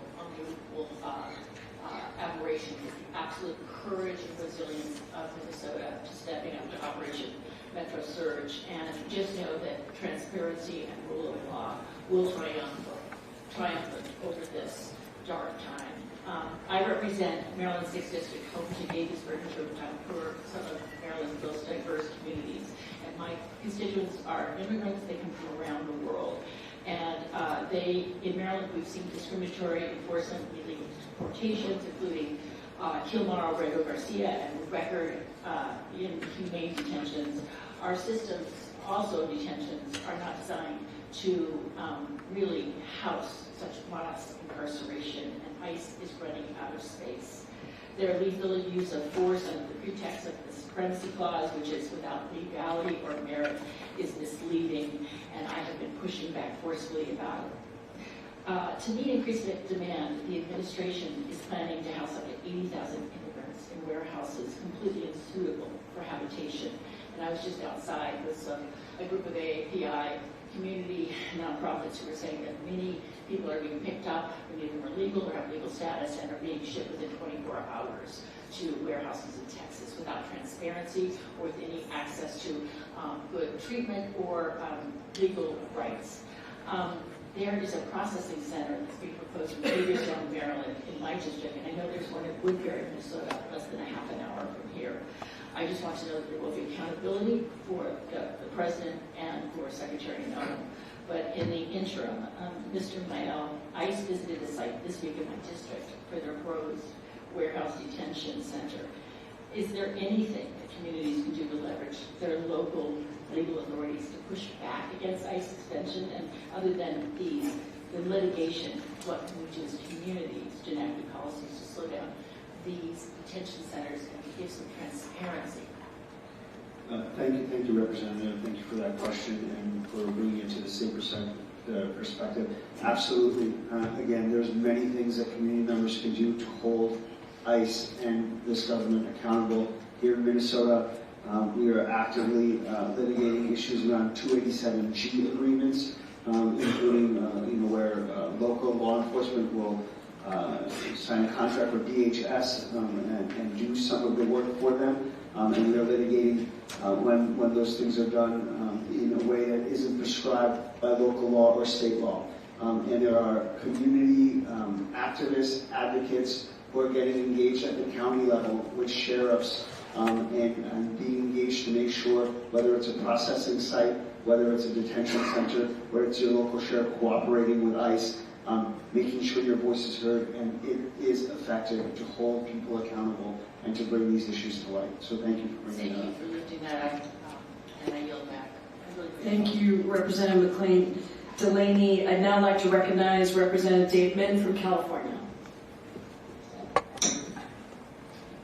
Thank you. I want to thank you all for sharing your experiences. We've all seen the videos. They're horrific, including the video of the murder of Renee, Nicole Good. But they don't fully capture the scale of what's happening in Minnesota right now. What you are describing is a full-scale, hostile invasion of the city by thousands of violent federal agents who are routinely and systematically violating the law by stopping, detaining, arresting, and often assaulting people, including American citizens, without probable cause, asking for people's papers, breaking into people's cars and homes in scenes that evoke Nazi Germany or Stalinist Russia. What's happening right now in America is fundamentally un-American, it is evil, and it is completely illegal. Now, before coming to Congress, I was an SEC enforcement attorney, then a law professor. I'm also the child of Korean immigrants who came to this country in search of the American dream, and I believe it's so important for us to stand up for the rule of law and for our constitutional rights. I represent Orange County in California, Irvine, Costa Mesa, Newport Beach, other cities, and many of us became very alarmed last year when we saw ICE agents acting lawlessly and violently in Southern California with no repercussions, and we've been ringing the alarm bell for months. Last year, I led several letters to the Department of Homeland Security, including to Kristi Noem, asking, among other things, how many new ICE agents had been hired, what background checks had been undertaken, what internal processes or investigations were undertaken when ICE agents were accused of misconduct. We've not received any substantive responses, which I understand is the case with every single House member who sought accountability. It's clear that this complete contempt for accountability comes straight from the top. Kristi Noem, Tom Homan, Greg Bovino are creating a culture of lawlessness and violence where ICE agents know they can literally murder U.S. citizens in broad daylight while being filmed, and that there will be no repercussions under this administration. But I want to reiterate the comments made by others. There is no statute of limitations for murder, and Trump cannot pardon you for state crimes like murder and assault. Now, apparently half of the new ICE agents hired in the past year failed an open book exam required to join federal law enforcement, so let me dumb this down. Being an ICE agent does not mean you get away with breaking the law. You will be prosecuted, and you will be held accountable. Now, I want to ask you, Chief McCarthy, if one of your officers was accused of assaulting a peaceful protester or drawing a firearm on a civilian without cause, or firing tear gas into a car with children in it, what actions would you take? Thank you for that question. So in Minnesota, we have a Peace Officers Bill of Rights, but once that complaint had been filed and signed, we would remove the officer from service and start an investigation into the matter. And would the results of those investigations be released to the public? When in Minnesota, because of union rules, when discipline is enforced, then yes, that becomes public. Now, you mentioned that ICE is not informing you of their activities. What cost does that impose on your department, briefly? Lots, right? Yes. So I would just say I think you deserve reimbursement for those costs, and that's why I'm introducing legislation to require that ICE and DHS pay out of their own budget for the cost of any illegal and improper activity they engage in, including departments like yours. Now, I just want to close by saying this. It's great we're holding this shadow hearing, but the fact that Republicans are not here is shameful, because this is not a left-right issue. This should be above impeachment. Federal agents should follow the law, they should respect the Constitution, and they should not kill or assault innocent civilians. They have the majority right now, but instead of holding any oversight, they have passed a massive $170 billion budget increase for ICE, including $32 billion for new ICE agents. That is bigger than almost every military in the world, including Canada and Israel, with no guardrails and no accountability. Now, I'm a Southern Californian, and I'm here very cold, very far from home, because I want you to know it's important that, and I want Donald Trump to know, you're not alone. Your communities are under attack. Masked and violent men are breaking into your homes, your cars, your churches, your schools, and that must be so hard for you all. But we're standing with you because we think you're turning the tide right now. Your cameras, your voices, your whistles, they are turning the tide. You're standing up to authoritarianism. You are defending our democracy, and we are with you every step of the way. Thank you, and I yield back.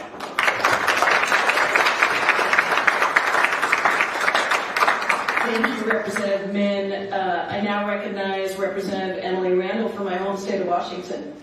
Thank you, Representative Jayapal. Across the country, we all watched from our phones as ICE murdered Renee Nicole in the streets of Minneapolis last week. The American people are fearful and angry, they're terrified, they're furious that the Trump administration is unleashing lawless agents on our neighborhoods, raiding an active forest firefighting operation in my district, and shooting people dead who dare to speak up and protest and ask questions. I refuse to let state violence committed by state police, not Minnesota State Police, but state police, go unchecked. Accountability is not optional. In my first year as a member of Congress, I successfully conducted 5 oversight visits to the Tacoma Northwest Detention Center in my district. Once, I was illegally denied entry. During these oversight visits, I heard directly from detainees, some of them legal permanent residents, many who have been in the U.S. for over a decade, that they're being denied proper medical care, that ICE and GEO agents regularly accompany detainees during medical appointments, exposing them to incredibly vulnerable moments in violation of their rights under HIPAA, and counter to common practices of community doctors who, like Congresswoman Maxine Dexter, who visited with me once, see criminally incarcerated patients. This is part of a widespread problem that raises serious privacy concerns, serious training concerns, serious oversight concerns.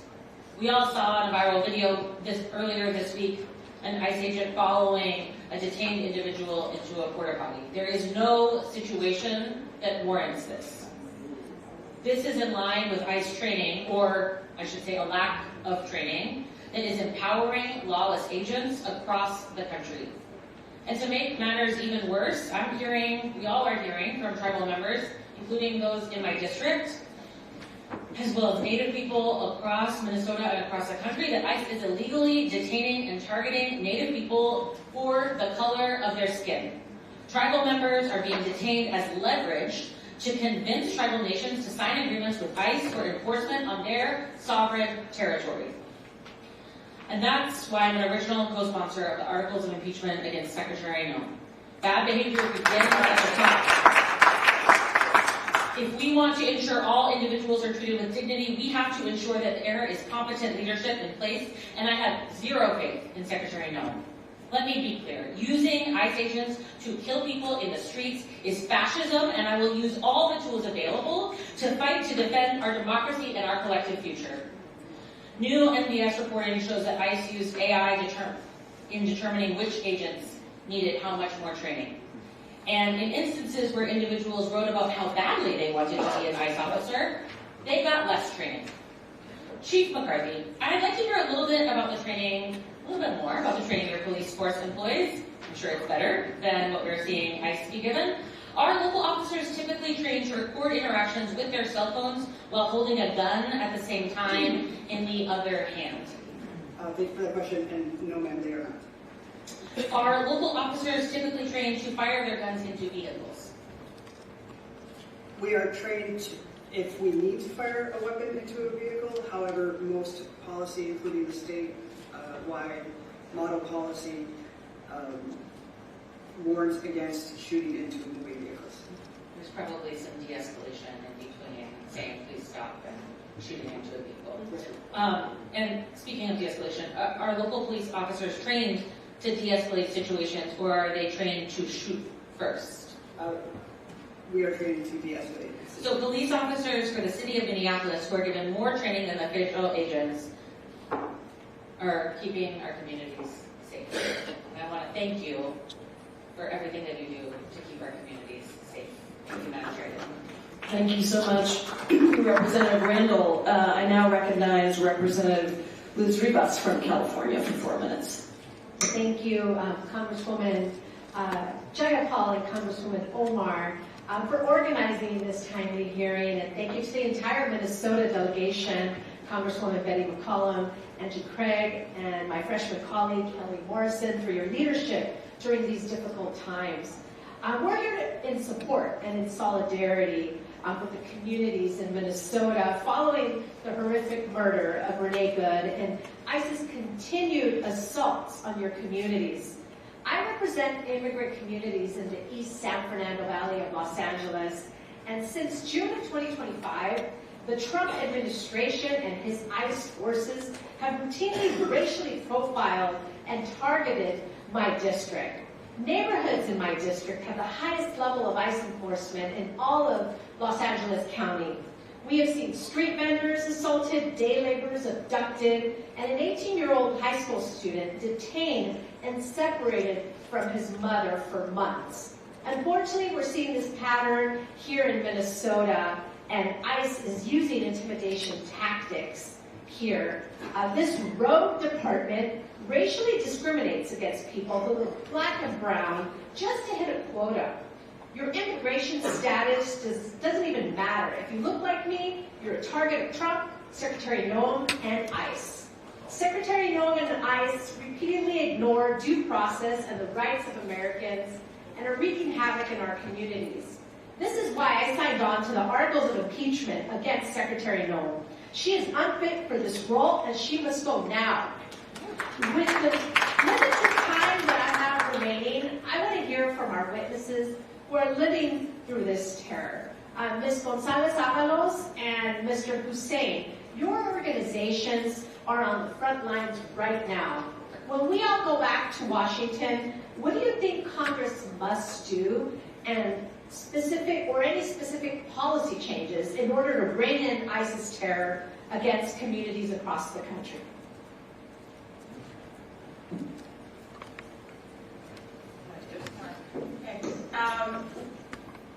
Freeze the funding for the Department of Homeland Security. Bring to justice Agent Ross. Yes. And meet with There's a Path, truly work on comprehensive immigration reform. Right. I think this is a moment right now that Congress needs to act.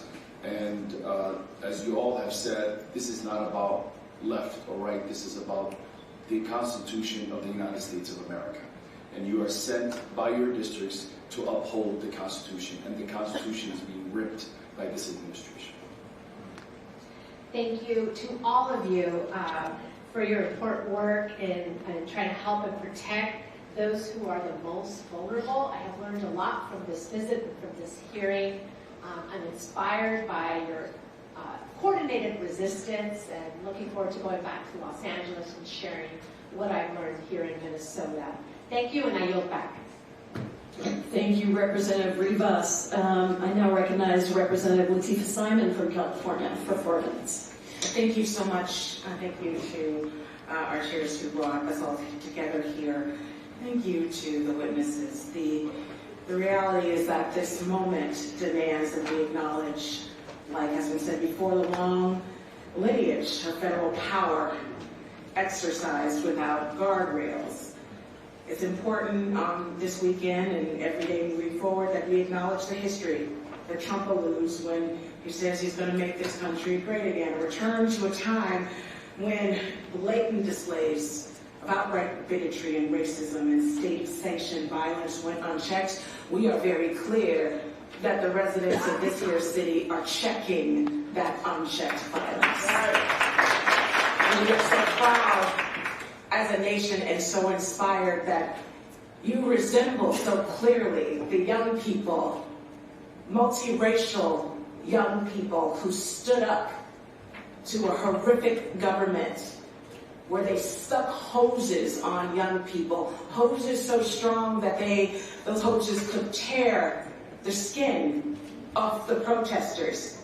Today, on the weekend of Martin Luther King's birthday, we were reminded that that struggle never ended through your work here. Dr. King not only fought segregation, but economic exploitation and militarism and the abuse of government power. Accountability can't end, and we know it should not, must not end with this hearing or the next news cycle. Instead of going on much further, I want to continue to give so much love to Ms. Good's family.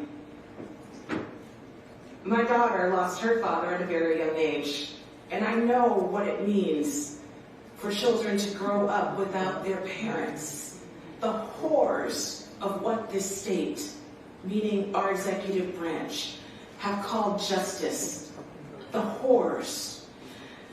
One of the things that I think is extremely important for me to convey here as someone who is Muslim, and this is our holy day, it is Jummah, is to acknowledge that the Trump administration has waged an all-out war on Muslims in this country. And Mr. Hussein, you talked a lot about this amazing community, the Somali community, and given it's our holy day, it was also mentioned that mosques and other places of worship and faith are under attack. Why don't you give you the last minute that I have to give us more color on what's happening in the communities that you represent? Thank you. Thank you. I just want to echo your point. We love this state. We love the people of this state. And I personally believe on this day that God has chosen Minnesota after the murder of George Floyd to bear that burden. And once again, we are asked to bear the burden of standing up for this nation. And I don't believe that's an accident. I believe there's incredible goodness in this great state. And Renee Good is part of that. But we are called in this moment to come together. And Minnesotans, all walks of life are coming together. In this moment, we are displaying hope and love in the midst of hate and fear. And I will tell you, I have seen people in the midst of fear, but at the same time seeing their neighbors, checking in on them. I have seen young people rise up, walk out of their high schools, standing up for each other. I will tell you, this moment is the moment, as my colleague just mentioned, for the first time in this country, we are going to fix the immigration problem. For the first time in this country, we're going to make every person be dignified because of God giving them that dignity. So I will tell you, my community is extremely resilient. They are young and capable, and I'm incredibly impressed. But this moment, the love of Minnesota and the incredible Norwegians, and we're a little passive aggressive, but we say oops and all those kind of things. But if you put us in a corner, that's right, we will take care of each other. Minnesota's going to show us the way. Thank you so much. Show us the way. said. Thank you, Representative Simon. I'd now like to recognize Representative Walkinshaw from Virginia for 5 minutes. 4 minutes, excuse me, 4 minutes. Our typical is 5 minutes, but it's 4 minutes. Thank you. That's going to be hard to follow. But thank you, Ranking Member Jayapal and the Minnesota delegation. This is my first visit to Minnesota. I hope my next visit will be under better circumstances. And I want to thank our witnesses and the community members here and across Minnesota who have been doing their patriotic duty as Americans to stand up to this administration. Yeah. My constituents, the folks I represent in Virginia and the Minnesotans that I talk to, want secure borders. They want our immigration laws, all of our laws, to be enforced, but they want it done fairly, humanely, and in a way that's consistent with our values as Americans. They don't want masked, secret police. They don't want disappearances. They don't want peaceful protesters shackled and pregnant women dragged through the street. They don't want guns pulled on children.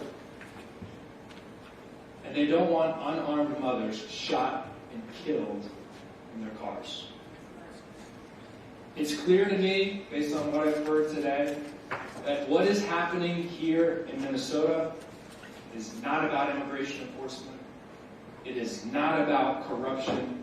It sure as hell is not about public safety. It's about political retribution, power, and intimidation.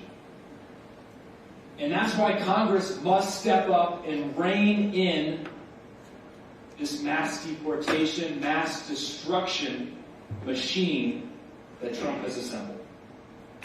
And because we know the Trump administration and Secretary Noem won't hold anyone accountable, we have to be crystal clear today that House Democrats will hold people accountable. We will hold people accountable for the laws that have been broken, for the rights that have been violated. And I want to talk directly to Speaker Johnson if he's taking a break from doing Donald Trump's bidding. Speaker Johnson, if you bring next week to the floor of the House a Department of Homeland Security funding bill that doesn't end these abuses, you can pass it without my vote. Chief McCarthy, you've gotten a lot of questions about training. I'm going to ask another one. You went through the timeline of someone who wants to become a member of your police department. I was adding up all of the requirements. It sounded like years before you would have that officer on their own, serving, patrolling in your community.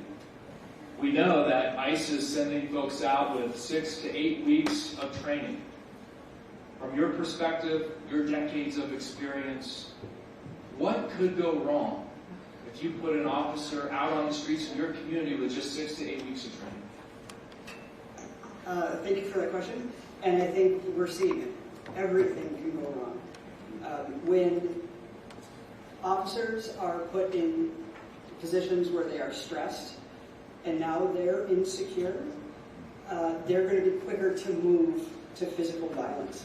And what you're finding is that if they don't know their legal rights and authority, they're going to violate the rights and authority of others. And so it is a very dangerous situation. Thank you. I yield back. Thank you so much, Representative Walkinshaw. And now it's my pleasure to recognize Alita Grijalva from Arizona for 4 minutes. Thank you, muchas gracias. I would like to start by acknowledging the gravity of this moment, highlighted by the fearless testimony of the witnesses here, especially true for the people of Minnesota, for communities across the country who are living in fear. This city is mourning the loss of one of its community members, Renee Nicole Good. 3 children are now mourning the loss of their mother because a federal agent shot and killed her point blank range. And what has the federal response been? Calls for a transparent, accountable investigation? No. We're watching federally controlled probe shut out state and local authorities offering zero transparency. Are we seeing a calm commander-in-chief urging de-escalation and peaceful protest? No. We're seeing blatant intimidation and threats to invoke the Insurrection Act. Do we even hear the faintest acknowledgement that maybe, just maybe, something went wrong here? No. Instead, we see Secretary Noem distort the facts, gaslight the American public, and try to make us not believe what we can see with our own eyes. Let's be clear. Renee Nicole Good was murdered at the hands of ICE, a lawless agency that is promoting chaos and fear in our communities across the country. What is happening in Minnesota is unfortunately all too familiar for Arizonans.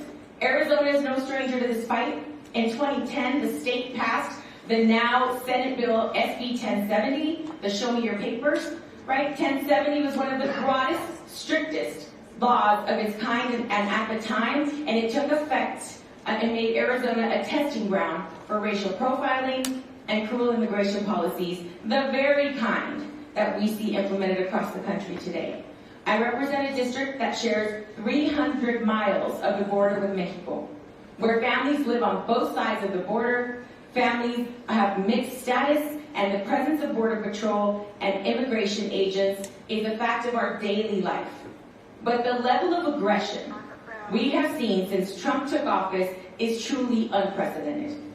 I witnessed this firsthand when federal agents raided a local restaurant in my district when I showed up to ask for more information to do my job of oversight, tried to de-escalate the situation. They indiscriminately sprayed chemical irritants on the crowd, which included myself and journalists documenting the scene. And then they spun it and gaslighted the community. And what we're seeing here in Minnesota and what I've seen in Arizona is part of that same pattern of intimidation. Federal agents using force instead of restraint, intimidation instead of engagement, secrecy instead of transparency. That is why, until significant reforms are made, Congress should not allocate another dime, ni un centavo, to immigration enforcement agencies. Secretary Noem should be impeached for her handling of this incident and for her campaign of terror across the country. We need to make sure that federal law enforcement serves the people, la gente, not terrorize them. We need accountability, we need answers, and that is why we are all here today, to be here with you. I want to thank you for being here, and I do want to ask a question of Ms. Gonzalez Avalos. We've heard the stories of people afraid to go to work, to go to school, to go to the mail. After ICE killed a U.S. citizen here, how has fear spread through this immigrant and mixed status families, and what has this done to the trust in law enforcement? How has this affected their willingness to call the police, report crimes, or seek help when they need it? We have seen that across the board, immigrant communities are deeper in lockdown. They are not sending their children to school, regardless of their citizenship. They're not going to work, and their businesses are increasingly getting shut down. They are making the hard decision. We have also experienced, and we need more information about that, but we have also experienced systemic deployment of I-9 audits in ethnic corridors, in Latino, like ethnic business corridors in the metro and suburban areas. And people are afraid that by submitting something that is supposed to be simple regulatory practice could be weaponized, using further that information to harm more families, even those that might have immigration status. We are hearing hospitals, people are not seeking care, critical care. People are not getting their medication or going to the pharmacy. And people who have made the decision that maybe the way out is going back to their birthplace are afraid to even buy an airplane ticket because they know that there's cooperation in the airports and in the border, even if they're trying to go to their birthplace where they are eligible and they can be there lawfully. La gente unida jamás será vencida. The people united will never be divided. Thank you for showing us the way. Thank you so much, Representative Grijalva.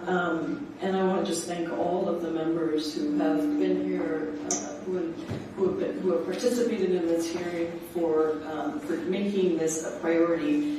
And I'm going to move to closing statements. I recognize Representative Omar for her closing statement.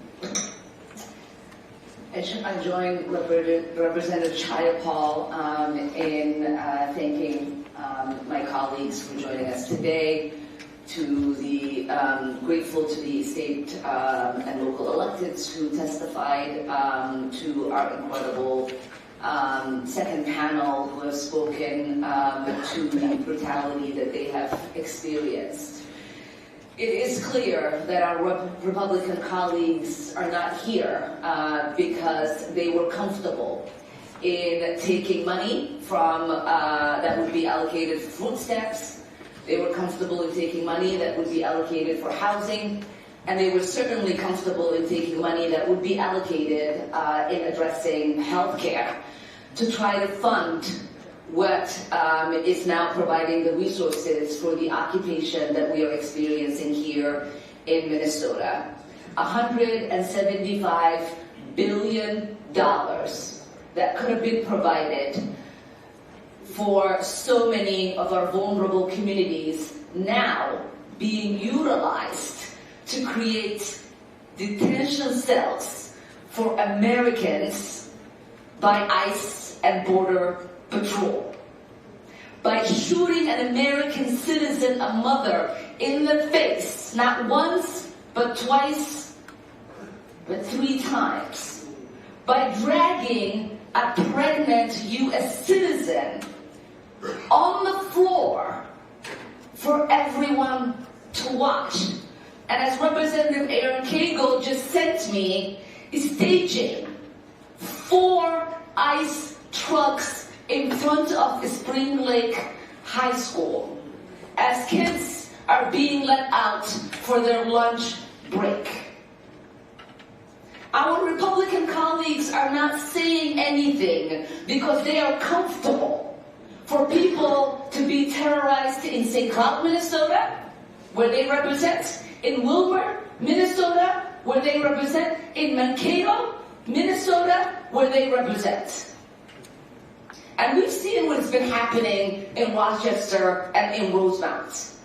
This is not just an occupation that is terrorizing people in Minnesota that live in Minneapolis and St. Paul, which they are comfortable with when the president says he's coming for retribution because they think it's Democrats who voted against the president that he's coming after. But it is all of Minnesota. When my constituents call for help, we don't ask them who they voted for, because that is what it means to be an elected U.S. representative.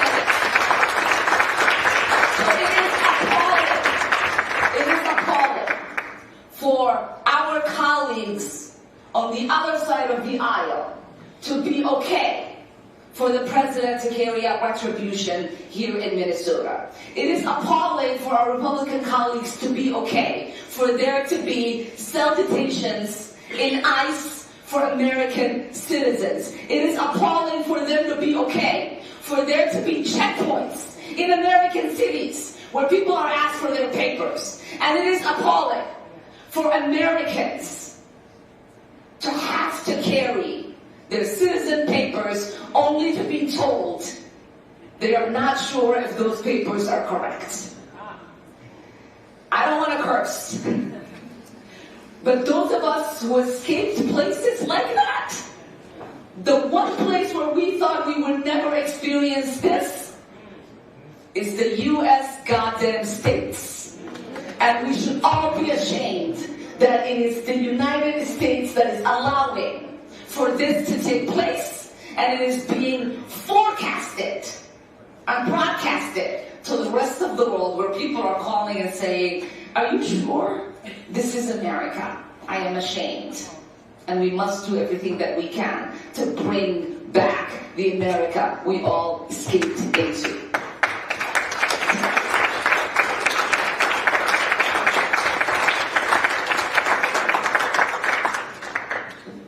Thank you, Representative Omar. We are so grateful for your incredible leadership, for your courage, and for your representation, not just of the people of Minneapolis, not just of the people of Minnesota, but of the people of the United States of America. And I'm really grateful to all of you for being here. I know that there is risk. I know that there is risk in different ways for every single one of you. And I appreciate that you are standing up and speaking out and telling us what we need to hear. And I appreciate the state and elected officials who testified. I appreciate the law enforcement here in Minnesota that has actually been trained and is working to try and de-escalate. And most of all, I appreciate the people of Minnesota. I've been a community organizer my whole life. That's what I did for 20 years before coming to Congress. The only reason I came to Congress was because I wanted to reform the immigration system. And because I believe that we can organize on the inside, just like we can on the outside. And one of the things we know as community organizers is that courage comes in times of fear. Courage is acting despite your fear. And also that strength comes in times of crisis. And what I have seen, not just here in Minnesota, but in Illinois, in every state that I've been to across the country, is that people are bringing forward that courage. They are bringing it forward with the whistles, they are bringing it forward with the training, they are bringing it forward with the nonviolent protest, they are bringing it forward with the very fact that they will speak out and refuse to be silenced. Look, when I started these hearings, we're not in the majority. We will be. We will be soon. We will be in the majority. Not a single Democrat voted for that $170 billion of funding in the big bad betrayal bill. That was a betrayal on so many levels. Not a single Democrat voted for that.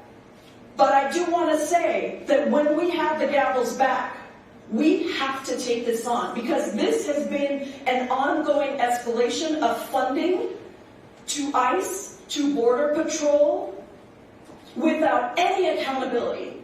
Detention soaring, incarceration of immigrants in the United States of America now at 56,000 people a night being incarcerated. The entire spending for the Bureau of Prisons is dwarfed by the amount of spending that we are putting into incarcerating immigrants in a system that is a civil system. Now, I get mocked all the time by Republicans when I try to say this. Immigration is a civil system, not a criminal system. That is why people are not given attorneys. They're not given the right to counsel. Because it is a civil system. The detention system is not punitive. It is not supposed to be punitive, excuse me. It is being used punitively. And so we have put together on the subcommittee a list of accountability measures. What does it look like to have real accountability? Ms. Gonzalez-Avalos, Mr. Hussein, you talked about some of this. Mr. Mayall, you certainly know and have spoken about this. You need a warrant, a judicial warrant to conduct an arrest. You must prosecute officers within ICE and CBP who violate people's constitutional rights. You must share information on those investigations with state and local law enforcement who are part of those investigations. No masks. Let me tell you, they say they need masks to protect these ICE agents. When they arrest gang members, they don't wear masks. You cannot be in our communities unidentified and with masks. There's a whole list of things because the list of abuses is so strong. And what I want to tell you is that without those, I will not fund a single cent to ICE and CBP, and I think most of the people on this dais, if not all, as well as many others that are not here, feel the same way. Because we do have the power of the purse. And yes, we are in the minority. By the way, you need 60 votes in the Senate. That means you have to have Democrats in the Senate to pass these things. When we started doing these hearings last summer, it was because Republicans refuse to hold any accountability hearings. The only hearings we have on the Immigration Subcommittee, as my colleagues who are on that subcommittee know, are all about lies. Lies about immigrants, lies about terrorists, lies about fraud, lies about whatever you can imagine. And the reality is 70% of the people that they've detained, kidnapped, disappeared, have zero criminal history. And the 30% that remain are tiny parking infractions, misdemeanors. Those are the things that they're kidnapping and disappearing people for. And when we started, so we decided we would just hold these hearings. If they won't do it, we can. These are not shadow hearings. I'm not calling them that anymore. I'm calling them hearings. These are hearings with real witnesses and real members of Congress who are listening to that testimony.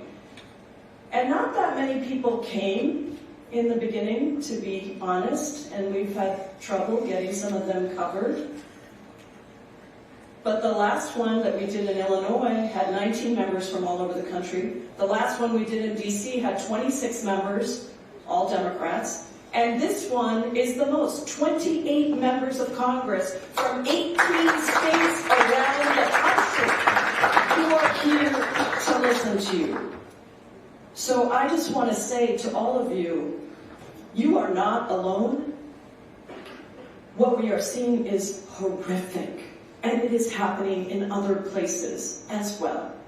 And it will continue to happen in other places. So if you are watching a daughter, a sister, a brother, is that going to be shot on your street by an ICE officer? This can happen to you.